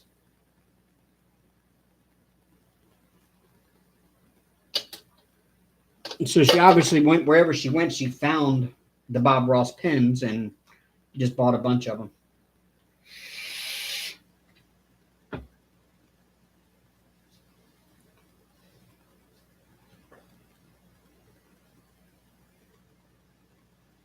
I don't even know what happened to her. She was a staple in the community there for quite a while, and then she just disappeared.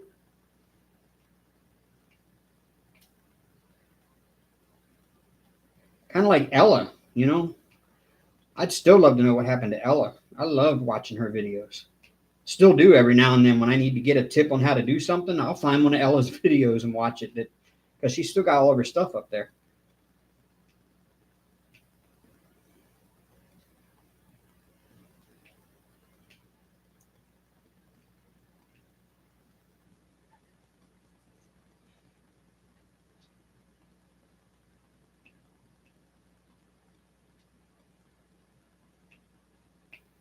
She was always trying experiments like different sealers and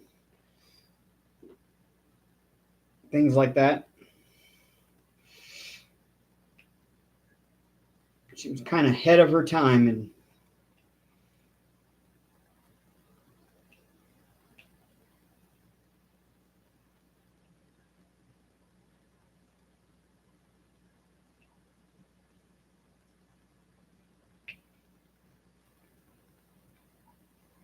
yeah, I hope she's okay. I mean, I know that somebody posted at one point and said they had talked to her and that she was fine. But she just kind of disappeared from YouTube and never explained why or where she was going or anything. Just disappeared. Worried a lot of people for quite a while there until they saw that post.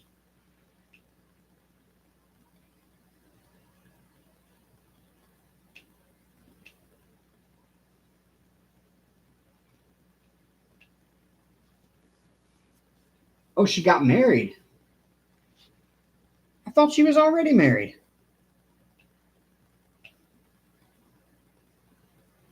I don't know.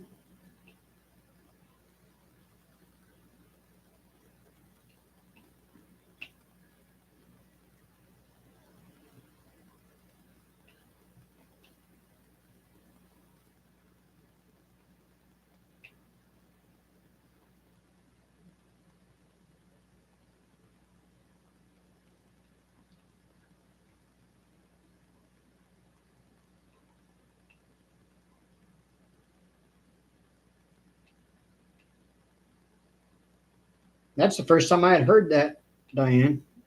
Last I heard was somebody posted in her group because a lot of people were asking, and somebody posted in the group and said, I just talked to Ella. She's okay. And that was it. There was nothing extra added in there about what was going on. And everybody stayed worried there for a while. I was like, is she okay? Is she really okay? It's hard to believe how I don't want to say attached you become to people that you've never met, but you watch them on YouTube all the time.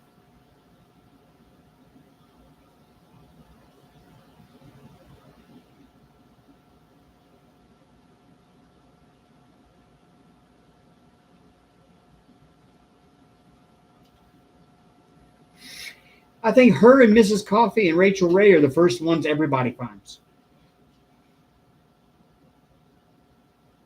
Ella was the first one I found too, and then I found Mrs. Coffee and Rachel Ray, and that led me down the rabbit hole of Wolfpack and Jeremy, and then Sherry,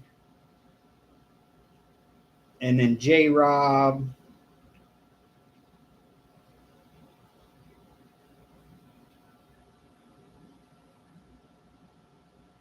And I think I met Nana, I think, through Sherry, if I'm not mistaken.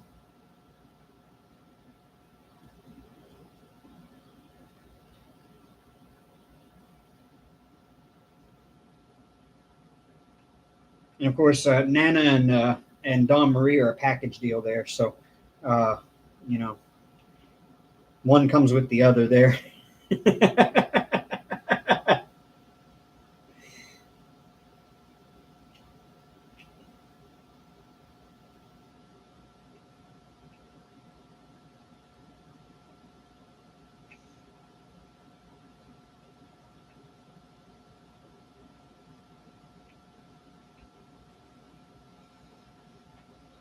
No, I did not, Nana. Yeah, 4 years ago, Nana. That's hard to believe. Like, when I did that live, I was like, 4 years already. I've been on YouTube. Man, that's crazy.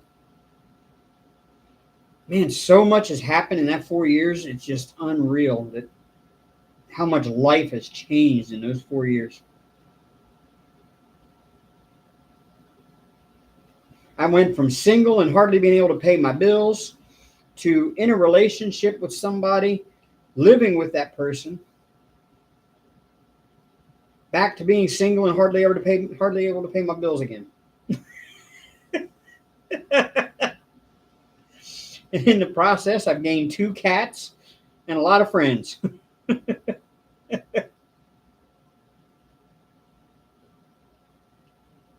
And I've been through what, 3 or 4 jobs.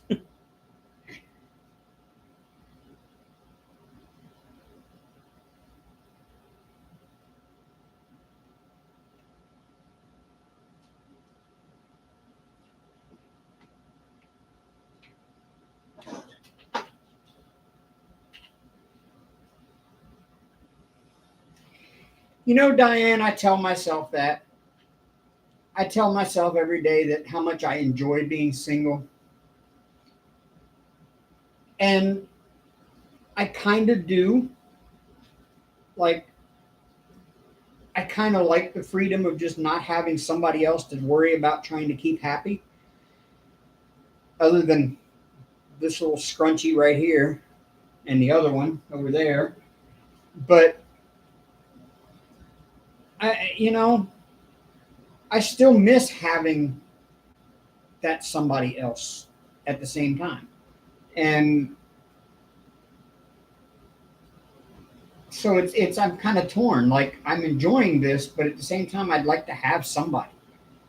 And I don't know. I'm kind of in that no man's land territory there, where, I mean, honestly, this apartment needs a woman's touch. It really does at this point. This apartment looks like a bachelor lives here.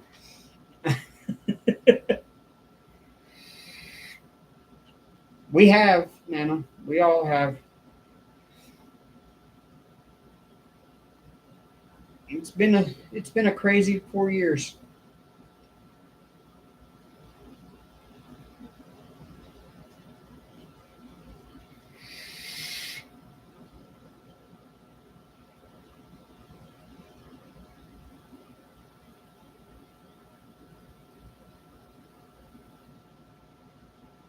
It's kind of funny when I actually started the YouTube channel. No, well, no, her and I had already stopped seeing each other. I was thinking when I started the YouTube channel, I was seeing somebody already, but actually, the YouTube channel kind of got started in response to her and I not seeing any each other any longer. Um, I was seeing the one that delivered Hank to me shortly before I started the channel. I had just gotten Hank when I started the channel. Like, I had just gotten Hank a couple of months before I started my YouTube channel.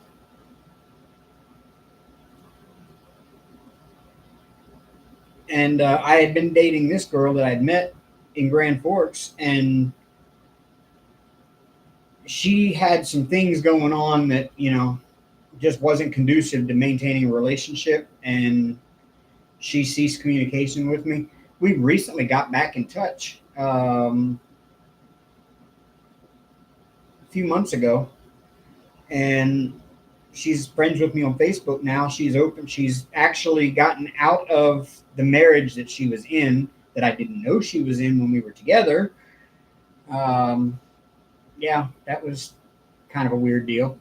Um, but she got away from that marriage, and she is doing very well for herself. She started her own bakery company in Grand Forks and is becoming well known in the city of Grand Forks for her cake decorating and baking skills, and seems to be doing all right for herself.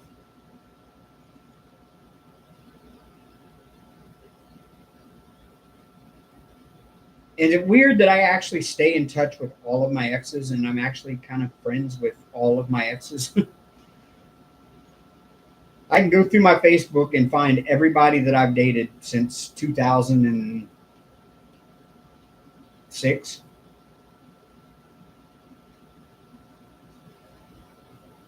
including my ex-wife who I was with for 13 years before that, and ex-girlfriends from high school. I'm still friends with all my exes. I'm weird. Some of them were really bitter breakups too, like really bitter ones. And we still managed to become friends again at some point later on down the road.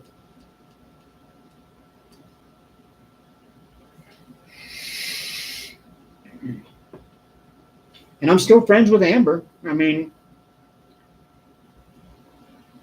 we still talk. We still, message back and forth from time to time. She still comes when I go on my hiking trips. She still comes and takes care of the cats for me while I'm gone. She makes sure they get their nightly stuff that I get them every night. That I'm not going to say out loud because Hank will start bugging me. Excuse me. Yeah, excuse me. Yeah, there you go. Thank you.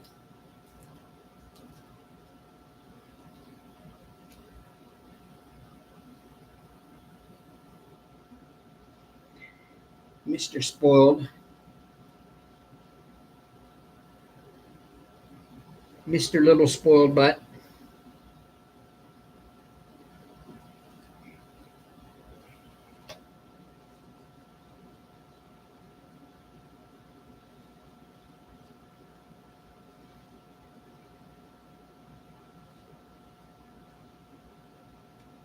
But yeah, I'm just, I don't know. I guess I'm very forgiving, I guess. Everybody else is like, you hurt me and I'm done. I'll never speak to you again. It's like, I'm not like that. You could drag me through the mud and after we broke up, we'll still end up being friends somehow. I'm just that way, I guess. I don't know.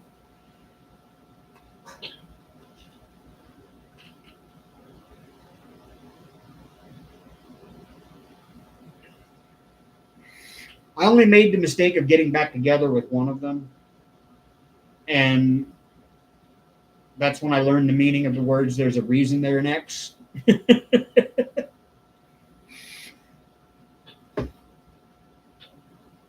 is so very true. There is a reason they're an ex.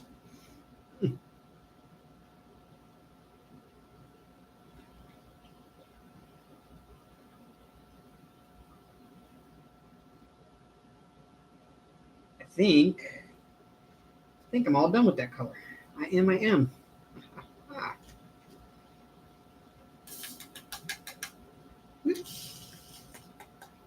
And I love my Firefly tray.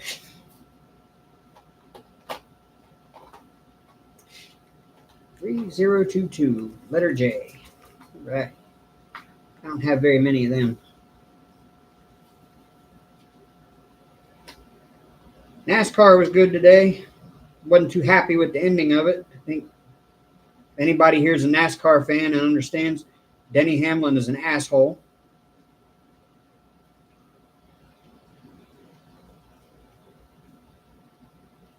Total dirtbag move to win that race, but he won it.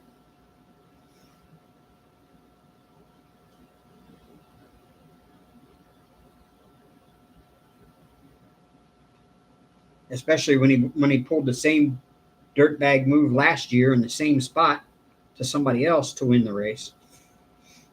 And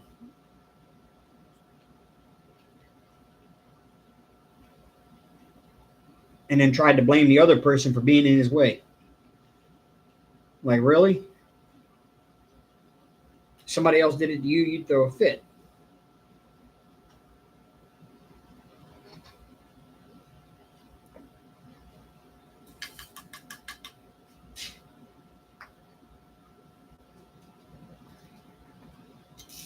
I played soccer when I was a kid. That was like the sport of choice for me when I was younger.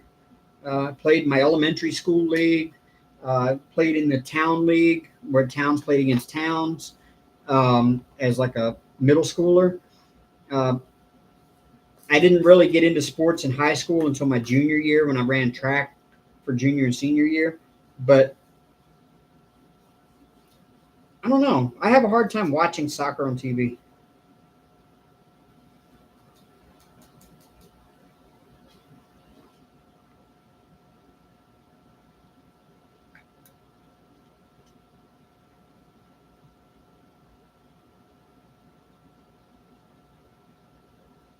But they played by different rules and stuff than what we played when I was a kid. Like when we played organized soccer when I was a kid, we played under different rules. Like, so I don't understand a lot of today's soccer. And the other sport that I just cannot watch on TV, it just drives me nuts, is basketball. Ugh, I cannot watch basketball on TV. All it is thump, thump, thump, thump, thump, squeak, squeak, squeak, squeak, thump, thump, thump, squeak, squeak, squeak. Ugh.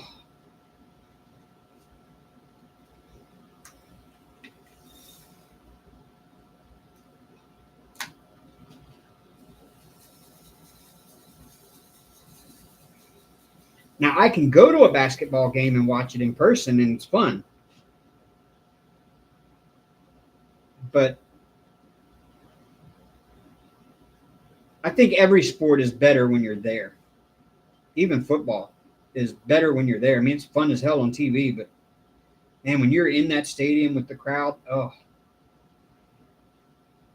I went to the Iron Bowl here last year, and that was just phenomenal. 100,000 screaming home fans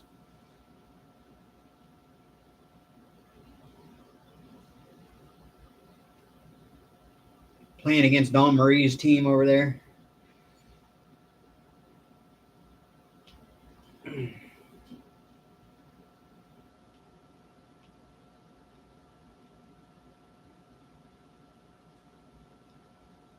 Hello, Cajun.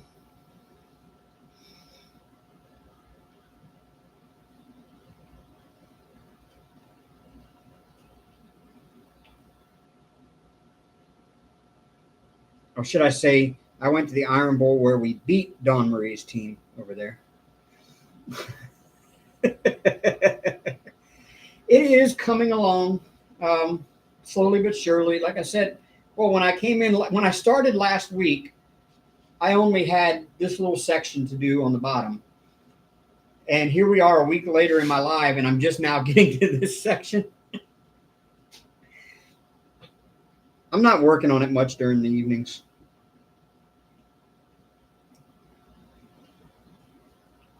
I mean, by all accounts, I should have this painting done already. As much color blocking is in this thing, and as small as it is, I should have it done already. And I just haven't even been working on it. It's just been sitting here on the desk.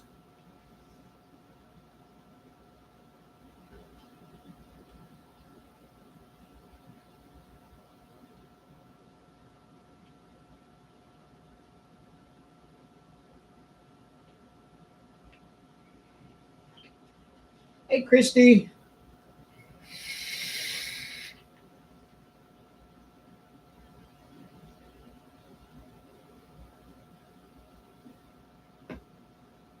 I will say though, of all the Temu paintings I got, I like this one. This one actually is turning out pretty well. I'm good, Christy. I'm as good as can be expected, I guess.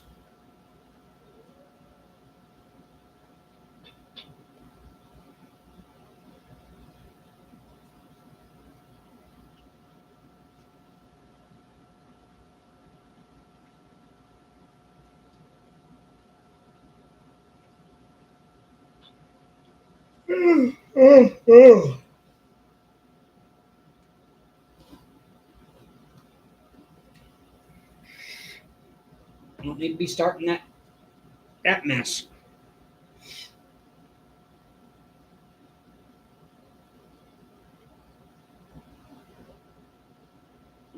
Okay, that looks like it's all of that color.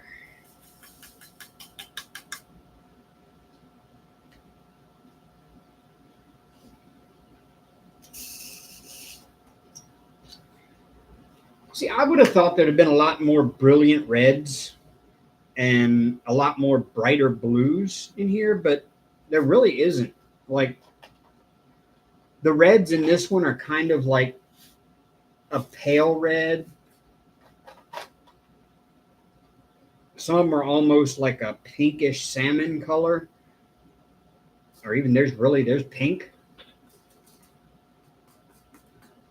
But once it all combines, it combines into a nice red. If I get rid of the light off of it, there you go. You can kind of see how it all combines into a red there. Yeah, I'll probably be up for a while too. It's me. You know me, I don't sleep.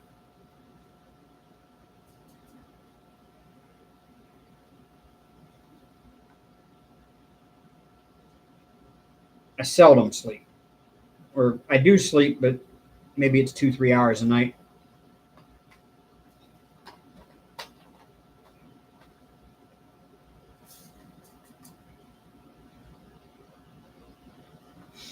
Oh, this will fill in all that blue up there.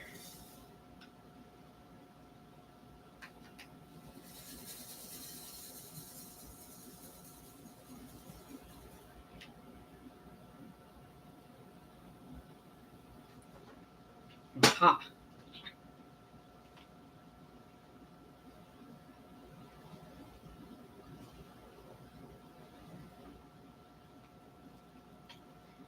I probably could have blinged this one out.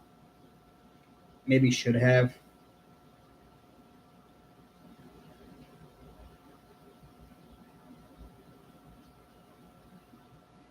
This would look really good in metallics.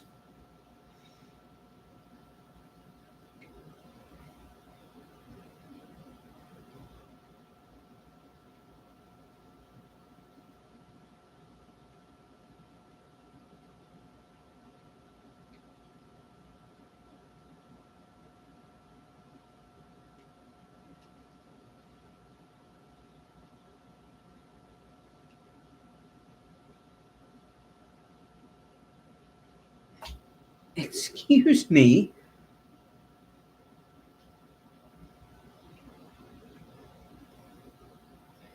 Work is going. It's work. It feels like that's all I do.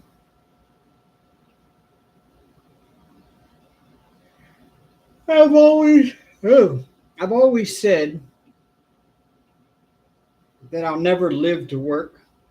I want to work to live, but I'm never going to be that guy who's going to live to work. But this job kind of requires me to live to work, and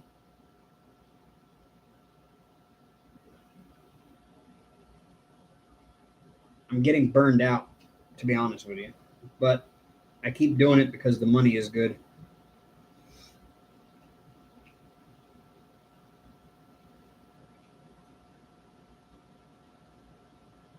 That and the boss has given me more chances than I deserve, so I feel like I kind of owe it to him.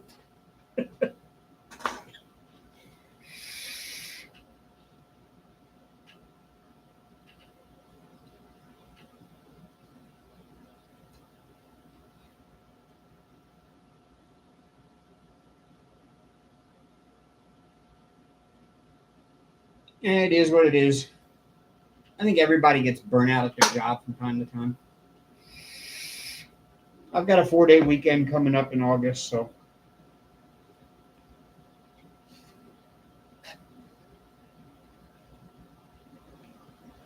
I think part of the burnout is just like when I'm home from work, I normally don't have the money to do anything, so it's like I'm just stuck sitting here at the house.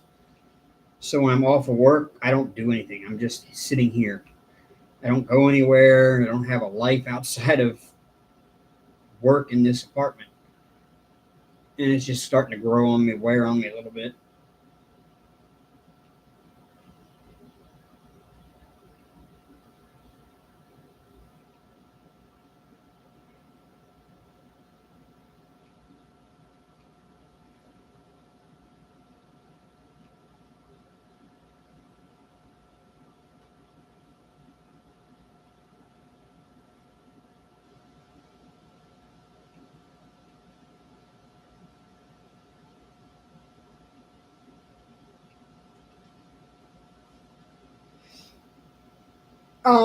Yes, Diane, I do. Um, I'll be honest with you. That's why I have other crafts to do. I have my models to build. I have cross stitch to work on. So if I get burnt out from diamond painting, I can take a break from it. I'm not necessarily burnt out from diamond painting right now. I'm burnt out from that castle I was working on. So that's why you don't see me working on it. It's just like I had to work on something else for a while because that was just becoming overwhelming to just sit and constantly work on that same diamond painting for 5 months. So that's why I rolled it up and I've just got it put off to the side for now. And I'm working on this. And on August 1st, I am taking part in the Rude Crude Nude event that Kiss My Crafts and Christopher and I can't remember who the other one is that are putting that one on. I'm going to take part in that one. I have my kit already pulled out for that one. I'm sure I could probably show it on YouTube. You probably can't see it anyway. No, you can't. But suffice to say, it is a Rude Crude Nude painting.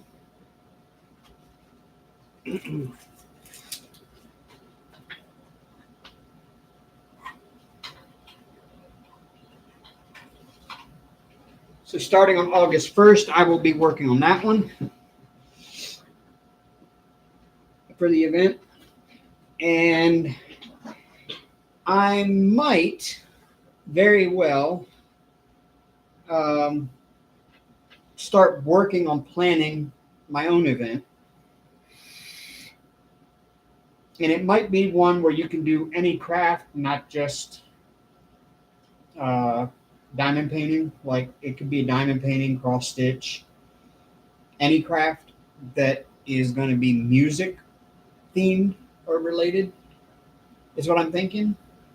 So that's in the preliminary thinking about stages right now. It's not even being planned, it's just being thought about. I would have to get together and find out who I want to be sponsors.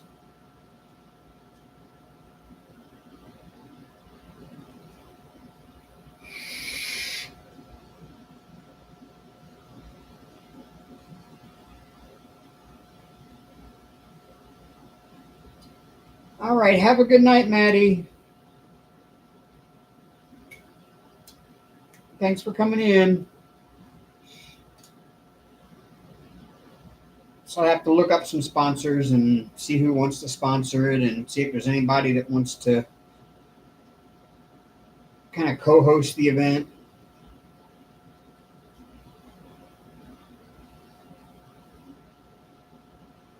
Maybe figure out what kind of a package I could put together for a giveaway package for it, for like a prize or something like that. Yeah, it's it. For the Rude Crude Nude event, Diane, I think I'm going to try to. I don't know if YouTube will pull the videos because of that artwork, because it is artwork and it's not a photograph, so it is a watercolor. It was a watercolor painting, so being that it's considered artwork, I don't know if YouTube would. I don't think YouTube would take it down. I mean, it doesn't show any parts.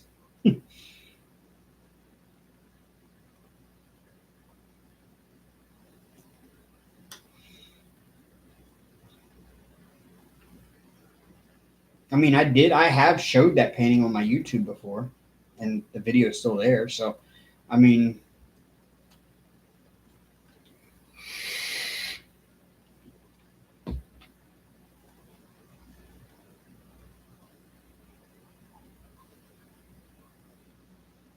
all I can do is just record the video or use it in a live and see if YouTube lets it stay. And if they don't say anything, then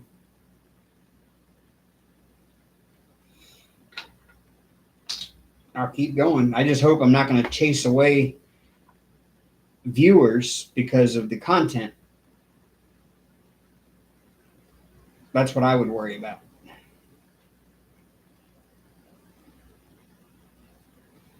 And of course, that painting would stay covered like that, so you wouldn't really be able to see what it is anyway until I get it partially completed.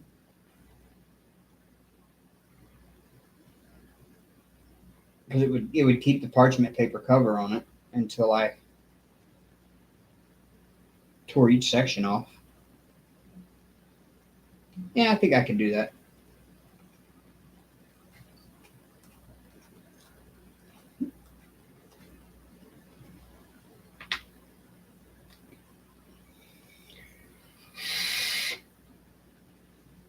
Oh, okay. I mean, I don't think I could do the naked cowboy on YouTube, but I'm not gonna attempt that one anyway. I have no desire whatsoever to do that painting. Um, it's just not my thing. Yes, I am, Christy. I still am. I haven't made any progress on it at all. There's both cross stitches that I have started are sitting over there, back over my shoulder back here. But yeah, I still got them. I still do them. I just haven't touched them in a while.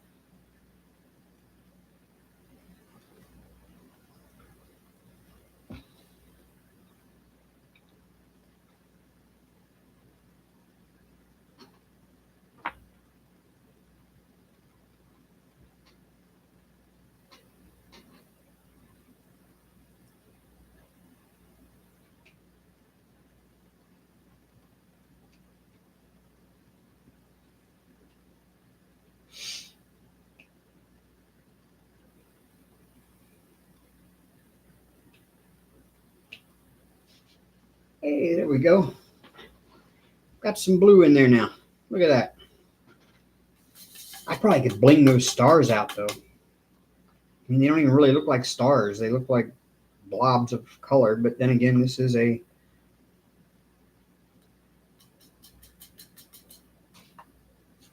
.30 by 40, so there ain't going to be a lot of detail there.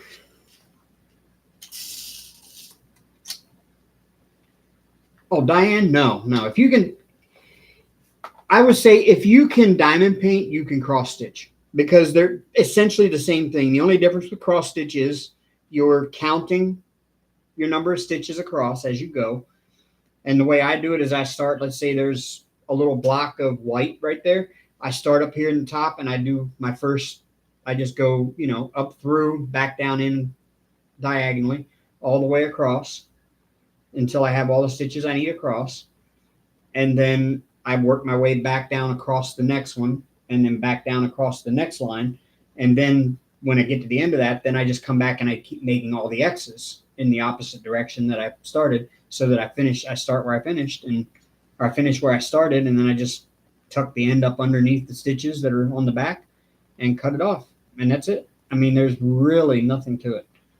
I was actually more overwhelmed by it when I first started than I really needed to be. And once I first started and got going, it was easy.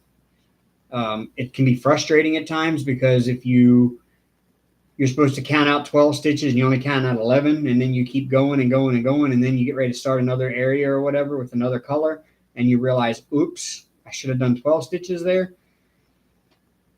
Then you have to go back and pull everything out and start all over on that color on that section again. It's, that can get annoying after a while, but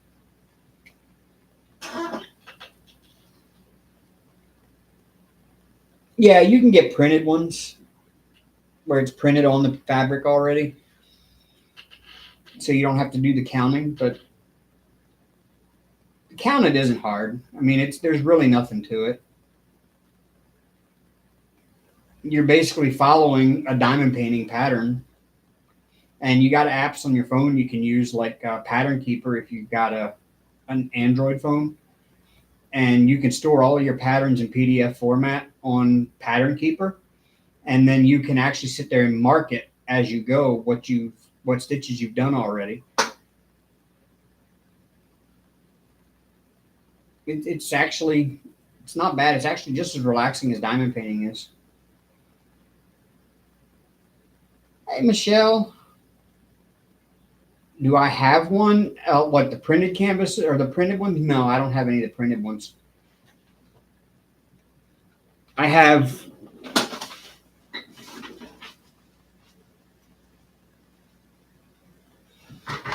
Both of these are Carolyn Manning designs. That one, and this one's called Rockhound, which is supposed to look like a bunch of geode slices together on the pattern when you're done.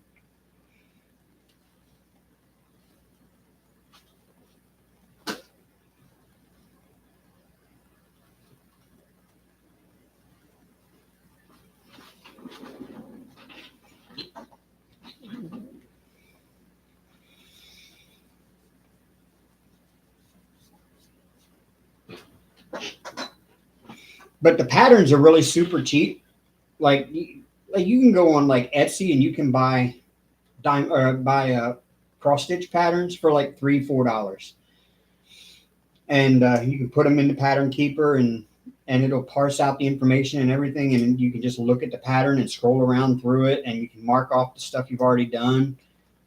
It's really neat. And then you can also make any cross stitch pattern into a custom diamond painting. You can either do the formula yourself for figuring out how big you need the blank canvas to be, or you can send the PDF pattern to Evermoment and they will put the kit together for you for that cross stitch pattern. And they'll put a diamond painting kit together for you for it with the right size, with the correct size blank canvas and all the drills and everything.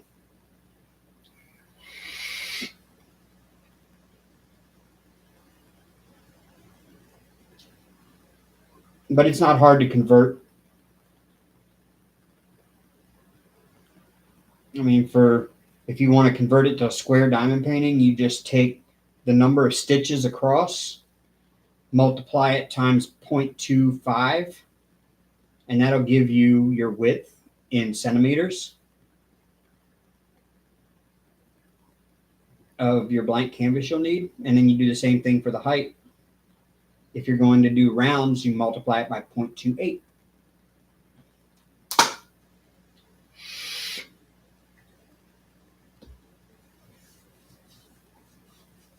And the pattern tells you how many stitches high by how many stitches wide it is. So that's really simple to figure out, you know.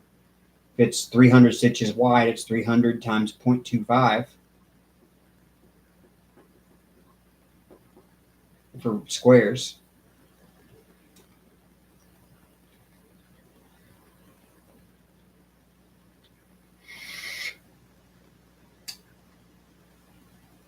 You can buy the beginner's kits on Amazon,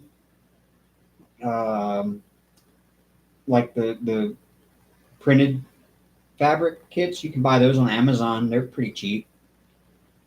They come with everything you need, all of the thread, all of the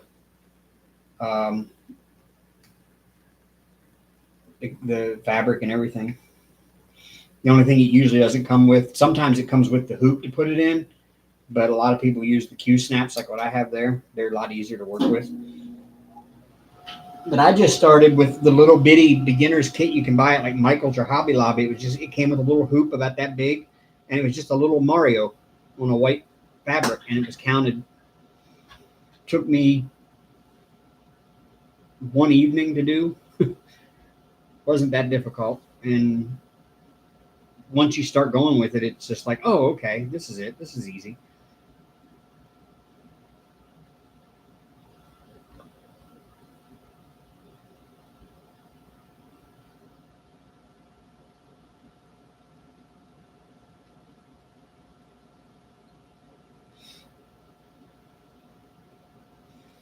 Excuse me, Hank.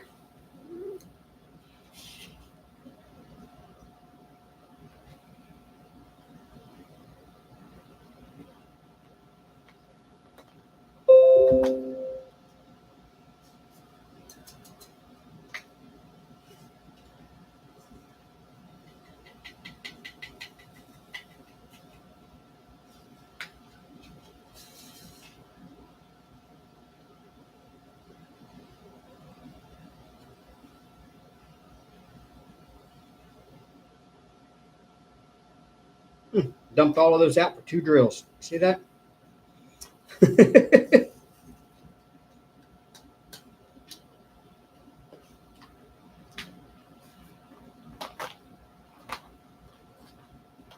This one's got a few more than that, though.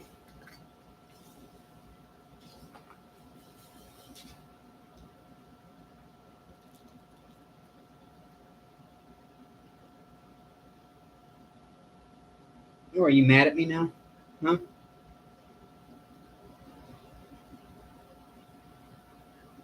I think Hank is mad at me now because I wouldn't let him just be laying all in my way.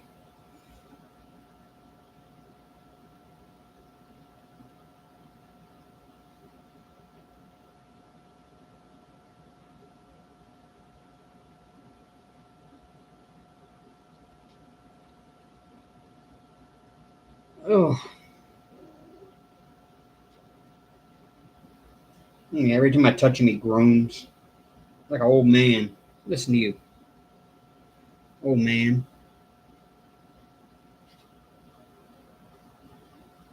You ain't even an old man yet. You know, Hank is actually 7 years old now, so I guess maybe he is an old man. Middle-aged. You middle-aged, buddy?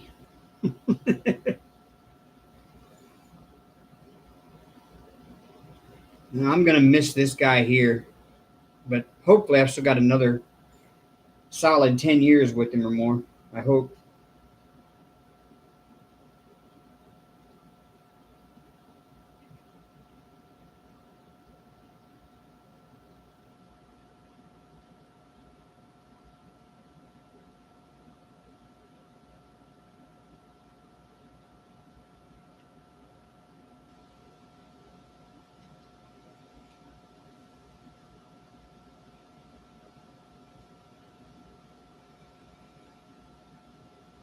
I'm not picking on him. When I try to touch him, he groans like an old man, like, "Arr."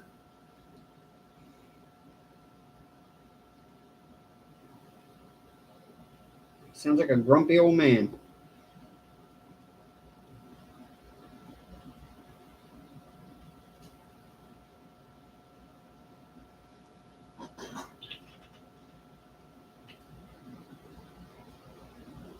Aren't you? You're just a grumpy old man.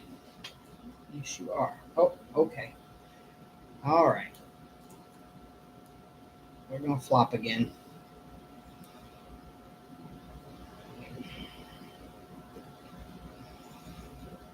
Okay. There you go.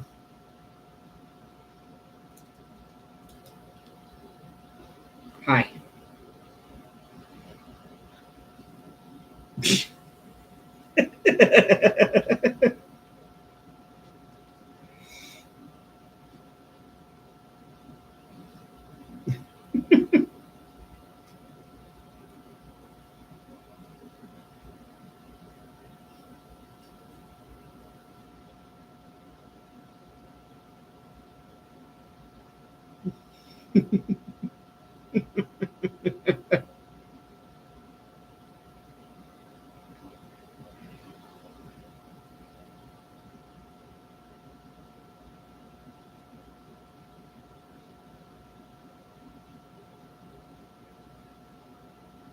Oh, he knows he is too, Christy. I know he knows he is.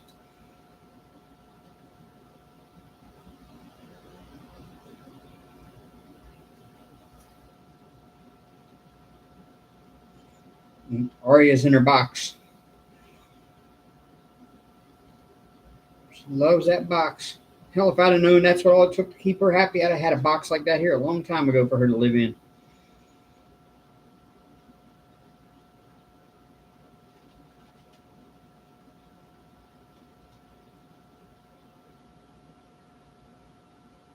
I only know she's in the box and that she's here because she's moving around and she's rustling around the packing paper that's in the box.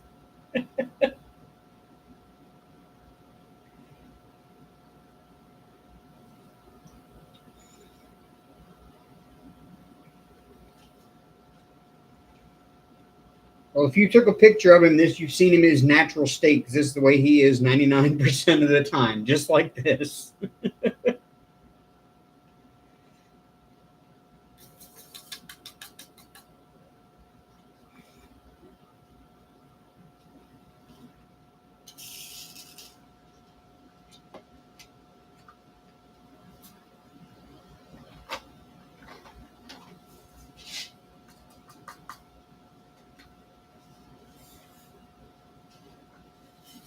I don't know why I dumped that many out. I only need like 5.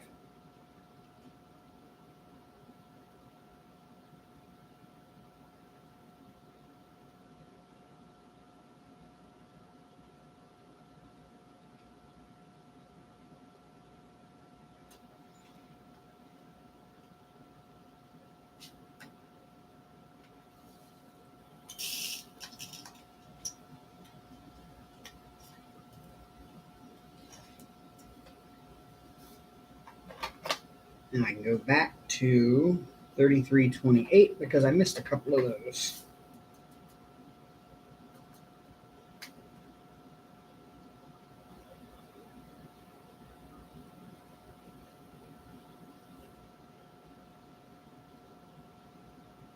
And there we go.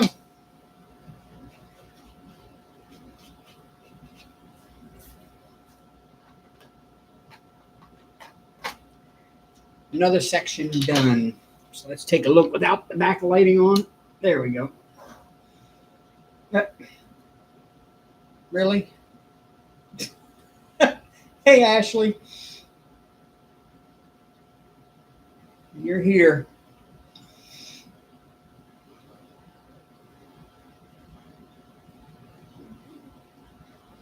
You're here. You're here. Hank is here too. He's making it very well known that he is trying to steal the show. No, I did not, Diane. I've still got just about as much to do on it as the last time you saw it on here. I haven't touched it since, well, I pulled it out like when I decided I was going to get back on the channel after taking that year or so off. I decided that I pulled it out to work on first, and I was working on it before I could even record any videos or anything. And that's when I was just hanging out on Zoom and stuff before I recorded my Christmas premiere.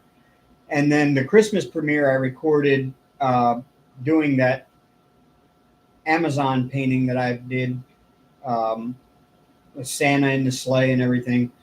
I did that one for the Christmas premiere, and then I finished it up. Actually, I finished it up on Christmas Day, I think. Actually, while I was watching the Christmas premieres, I put the last drill on it. And then I pulled out the, well, what else was I working on? I worked on something. Oh, I worked on Fire and Ice from DAC for a little while. I worked on it for a little while because I was trying to take part in the Wolf Along, and then the drills came in, the replacement drills came in for the castle, and I pulled it out back in February when those came in, and then I worked on it straight through until my 4-year anniversary live, which I did the Crystal Wolf picture. I completed it in the week following the anniversary live. And then I pulled out the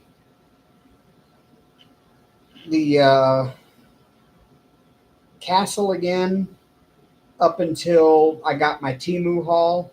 And once my Temu haul came in, I pulled this out to work on for the 4th of July. And I've had it on here ever since the 4th of July.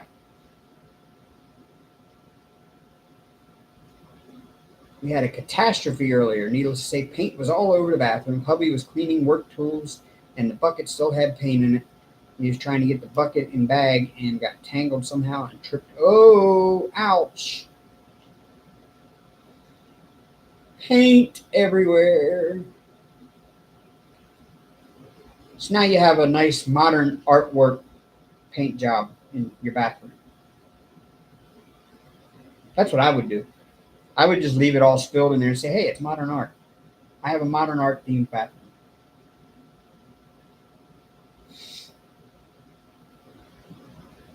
Why not? Now, see, you just did too much work.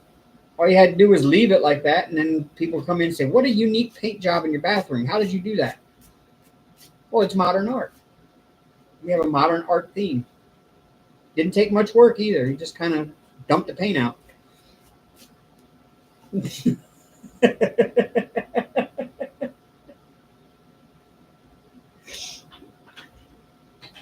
Hi, Hank. Hank is now in my lap. That's his other usual spot. Because he's Hank. And he can. And he's going to have to get up because Daddy's out of dew and he needs to get some more Mountain Dew. Hi, buddy.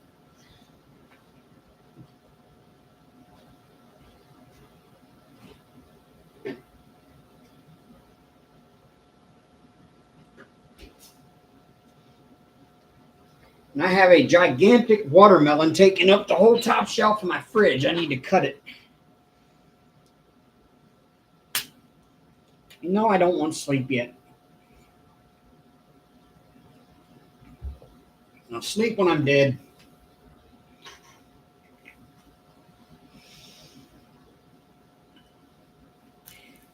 How can you live life if you spend a quarter of it sleeping or a third of it sleeping?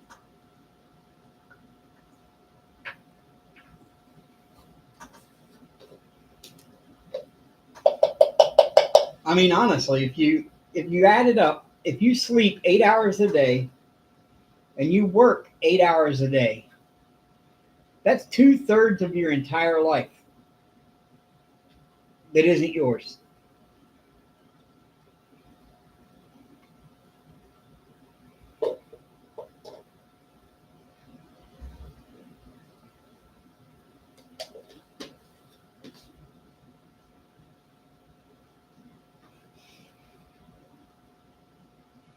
That's 2,000. That's 2/3 of your life that you're not living.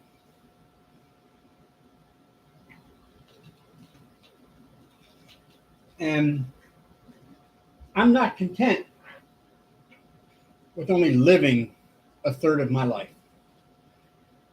So if it means I have to sacrifice sleep to gain back as much of that 2/3 as I can, then I'll sacrifice the sleep to do so. Christy, I can go to work after staying up all night.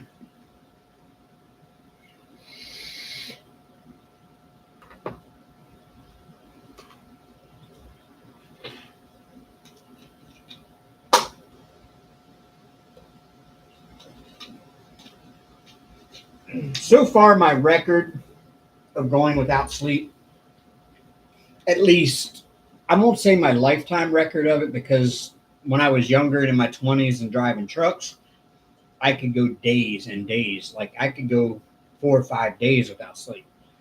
I'm not in my 20s anymore, so my current best recently is like 46 hours.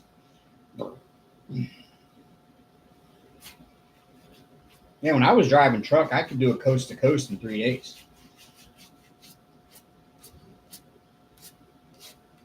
Non-stop, no sleep, just driving for 3 straight days.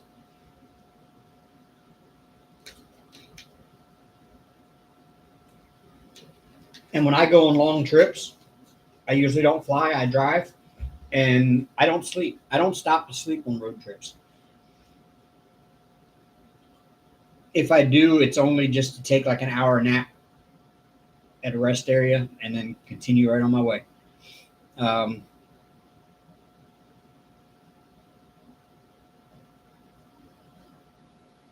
just like that person that wants to get there. You know, I leave, I drive, I want to get there.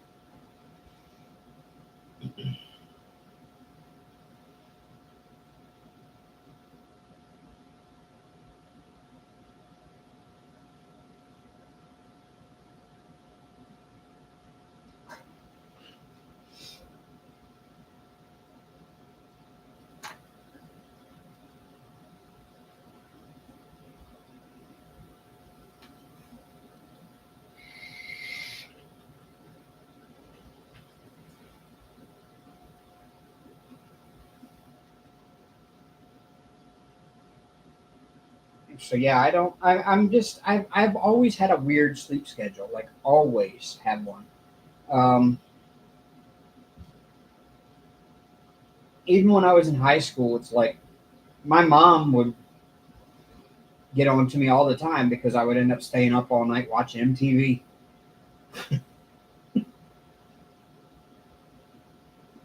She'd go to bed, wake up the next morning to get me up for school, and I'd still be sitting there in the living room watching MTV.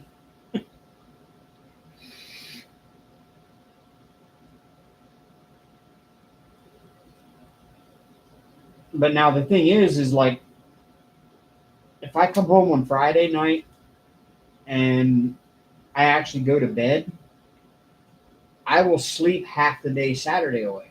Like, I won't wake up until like 1 o'clock in the afternoon. And to me, that's just not suitable because now I finally have 2 full days that I get to do the things I want to do. You know, they're my days. The last thing I want to do is sleep through them and not have the days to do the things I want to do. So then I end up Friday night, I end up staying up late. And then if I do go to bed, I set an alarm for like 8, 9 o'clock in the morning so that I'm up kind of earlyish and I can get up and do things. It depends on what time I go to bed. If I wait till daylight to go to bed, I might set my alarm for 10. So it gives myself 4 or 5 hours of sleep and then right back up and right back at it.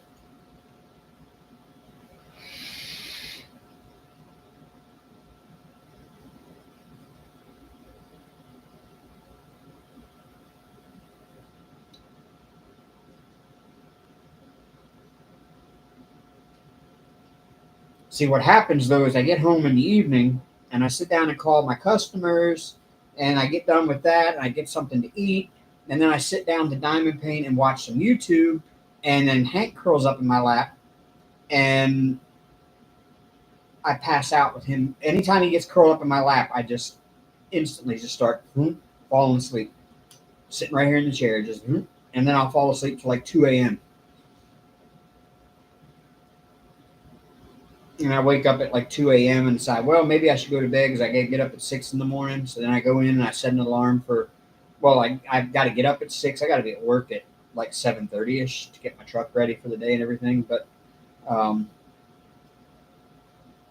I get up at I have an alarm. Well, I have an alarm set for every 15 minutes starting at 5:45 until 7. So I'll hear one of those.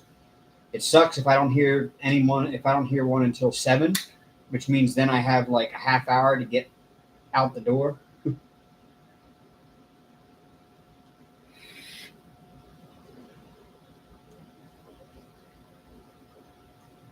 And I got to rush around the house, and those are the days that I end up leaving something at home that I need for the day, and then I forget to take it with me.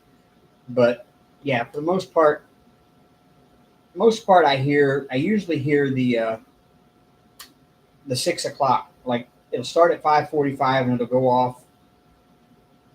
And sometimes I won't hear that one at all.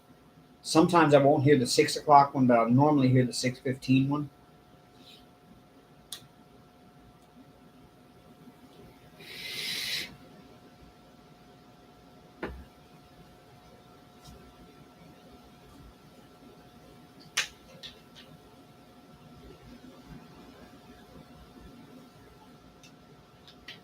See, I didn't have that problem when Amber was here because she would always hear the alarm and she'd make sure I woke up to shut the damn thing off. And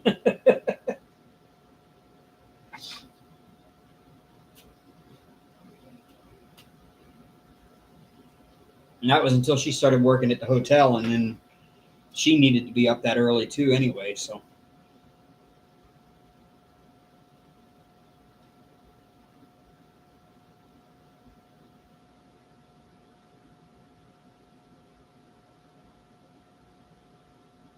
But at that point, I was working evenings, so I only had to get up with her.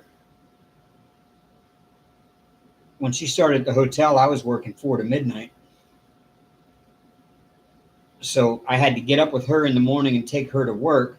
And then I came home all day and I didn't go to work until 4 o'clock in the evening.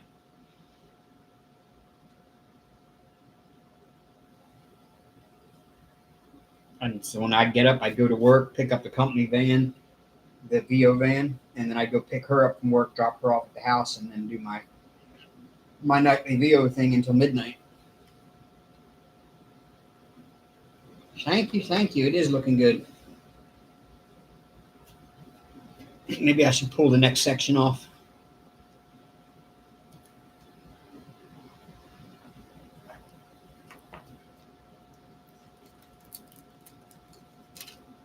Oh, come on.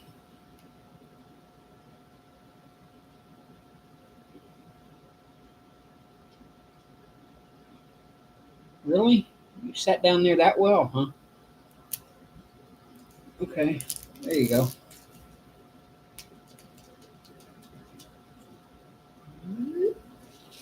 There. There's a 10 by 10 section uncovered.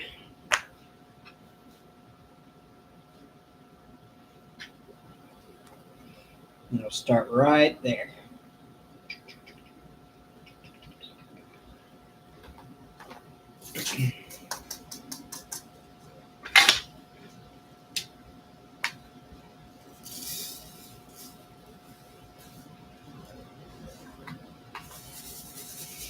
It's really good that the very first color in the color list is the main color blocking number, so you get the color blocking done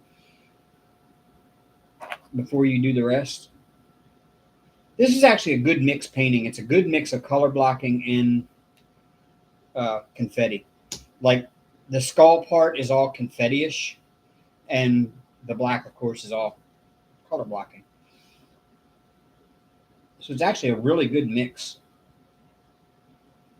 It's not boring. Like some of them are just all color blocking. Some are just all confetti. This one's a good mix of both. You kind of get the satisfaction of doing the checkerboard pattern here.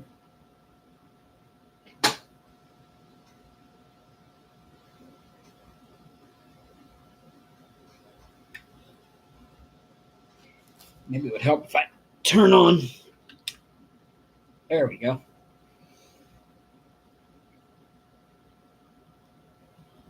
There we go. Yep. I can sit in checkerboard all night long. I will actually lose track of time when I'm doing checkerboarding.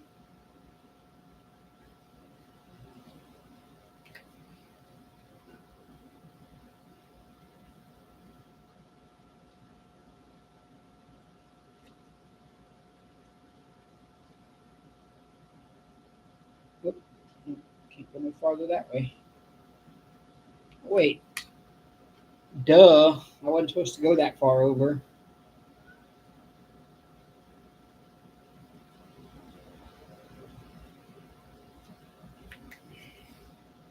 What I was supposed to do was that. I'm supposed to be doing the outline border first to be able to have a straight edge to work off of.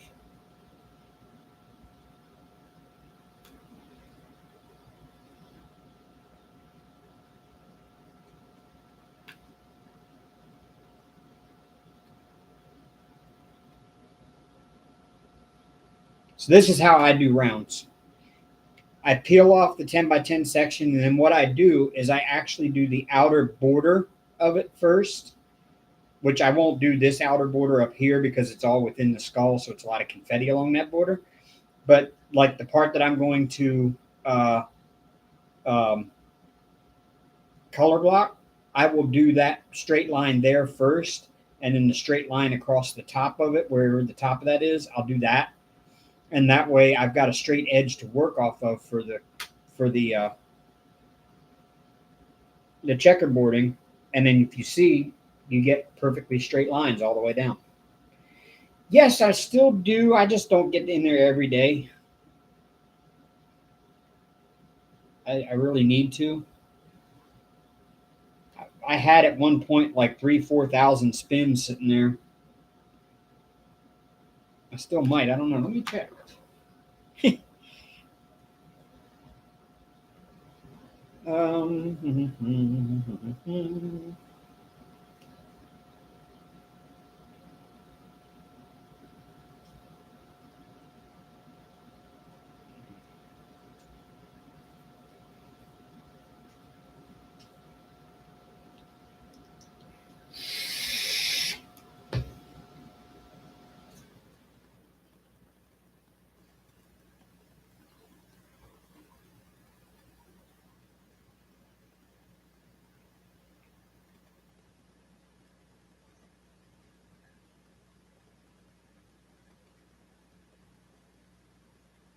Man, I just got to play 21,506 seconds to get another 12,000 coins on cash giraffe so I can cash out.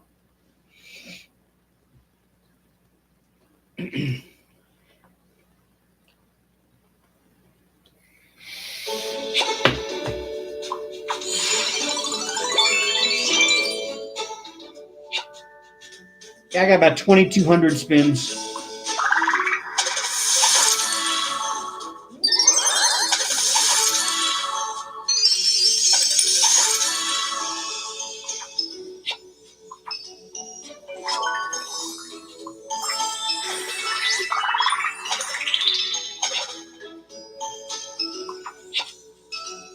Make that about 2,400 spins.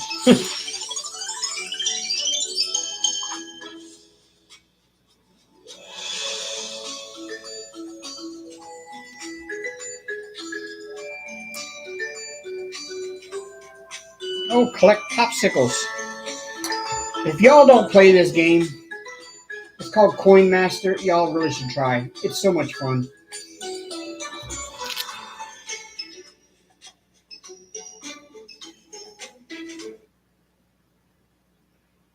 And you should actually play it through this app called Cash Giraffe.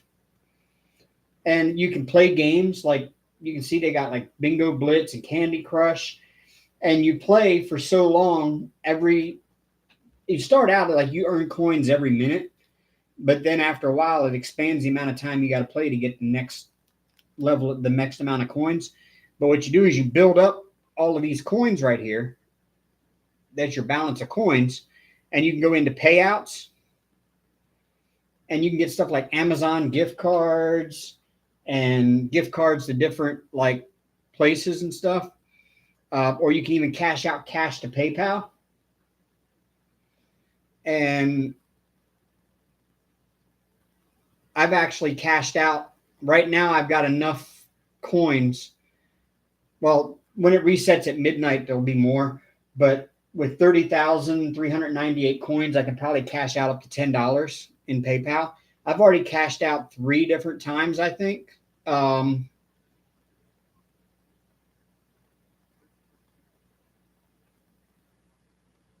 me see. Yeah, I cashed out $20 there.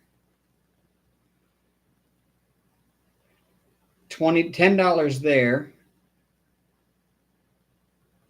Let's see, 10, 20, another 20 there, another 20 there. So I've cashed out $70 on this app just playing games.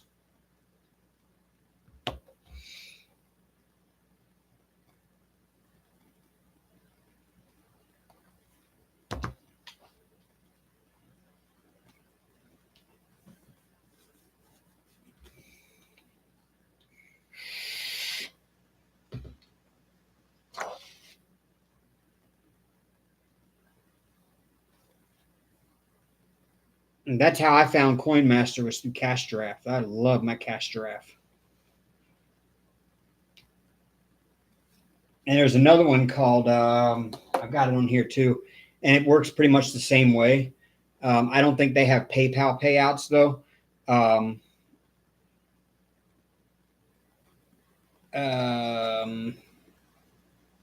can't remember the name of it. Oh, Rewarded Play. That's the name of it. Rewarded Play works pretty much the same way.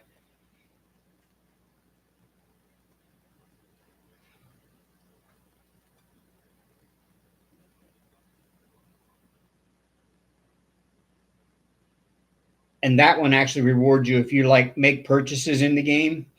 It'll actually reward you points towards payout.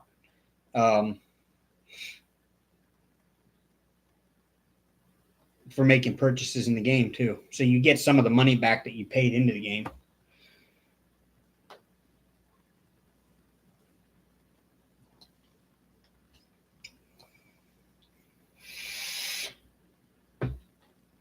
Rewarded Play is good for Amazon gift cards.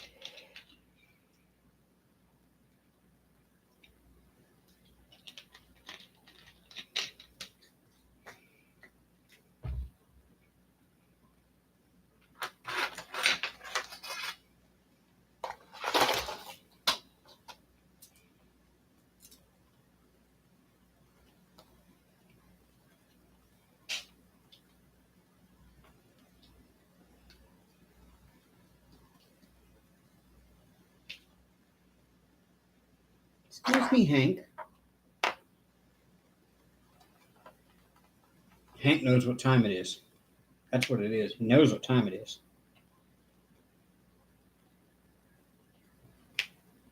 Yeah, you still got about 10 minutes, buddy.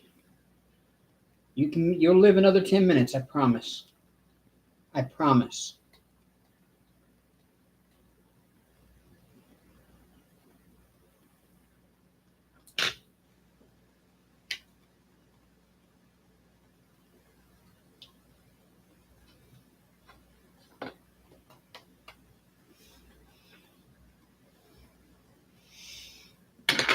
There we go. Got a nice straight line to start with now. See that? No, Diane, it's the other stuff.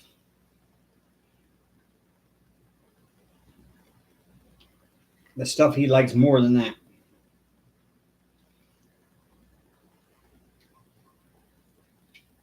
Yes. Missed play? I haven't tried that one. I've seen it. The cash draft seems to be the one to earn the easiest for whatever reason.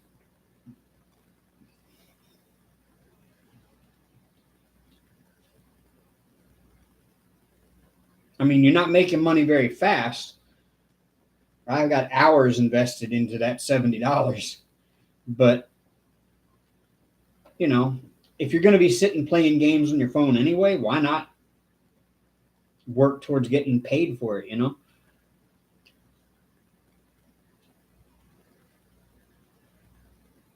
And Cash Giraffe has Candy Crush Soda Saga. I think it's got all of the King games. It's got Bingo Blitz, which I love Bingo Blitz. That's a lot of fun.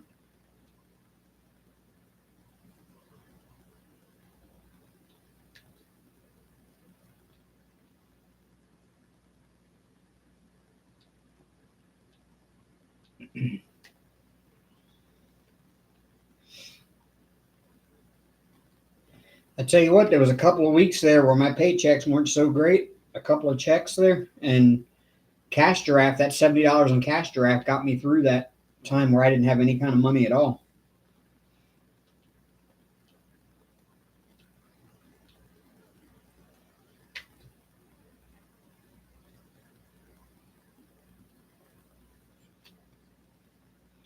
Really? At first it only showed me like one or two, and I had to download one or two of those. But then after that, and I started playing those, then it started recommending a whole lot more games. Right now it only shows me two, but I have all of the ones that I've already started. So I can go back and work on those anytime I want to. But some of those I've played so much, like Coin Master, I've got to play another 21,000 seconds to get 12,000 coins towards, or 12,000 points towards my next payout. So, you know, it's going to be a while before I get those 12,000 points. 21,000 seconds is a lot of time.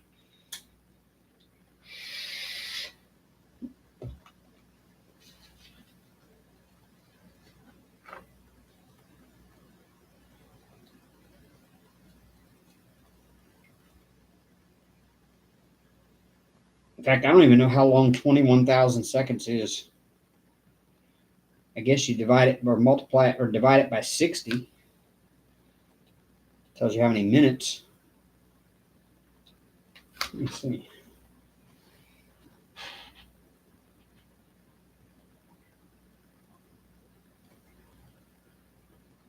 No, I don't want Bixby.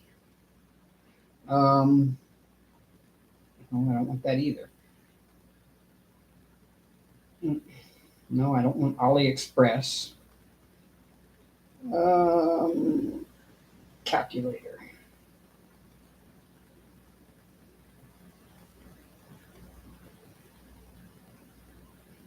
It's 351 minutes,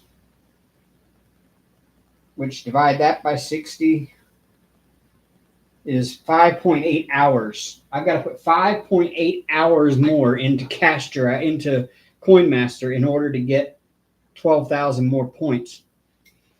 So After a while in cash draft, it becomes ridiculous to try to earn more off the games you already play. So you have to go back and download the newer games it shows you in order to make more points quickly. And then once it gets to a point where you got to play 2 hours on one game to get your next points payout, then it's time to go download another new game. That's what they want you to do, and that's probably why it's only showing you one game. Oh, good night, Diane. Guess it is almost that time, y'all. Got about 5 more minutes here. So next Sunday night, I don't see an issue with me being online. So I will probably be here. However, the following Sunday, I will not be here. Well, I'm not going to say I will not. I'm going to say there's a chance that I won't be. My son is coming to get me on the 4th, Friday the 4th, to take me up for my granddaughter's birthday. They're having her birthday party that weekend. And then we are leaving his place on the 6th, Sunday the 6th, to get me back home. So depending on what time we leave there and get back here, I might still be able to go live that weekend. I don't know yet, but we'll see.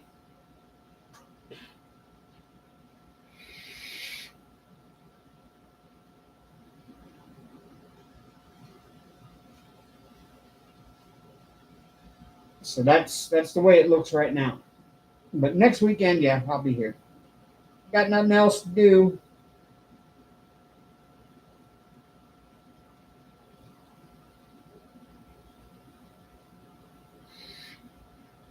Other than put up with this little monster. All right, good night, Michelle. Yeah, I'm getting ready to hop off here soon. I got about 5 minutes left. Oh.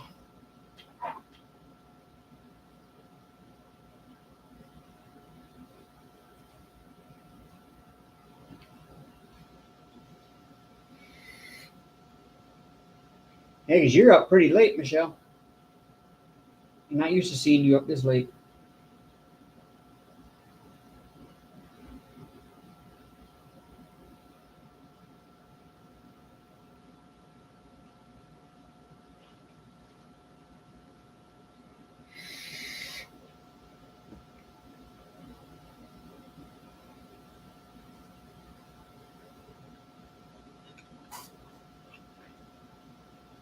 Good night, Christy.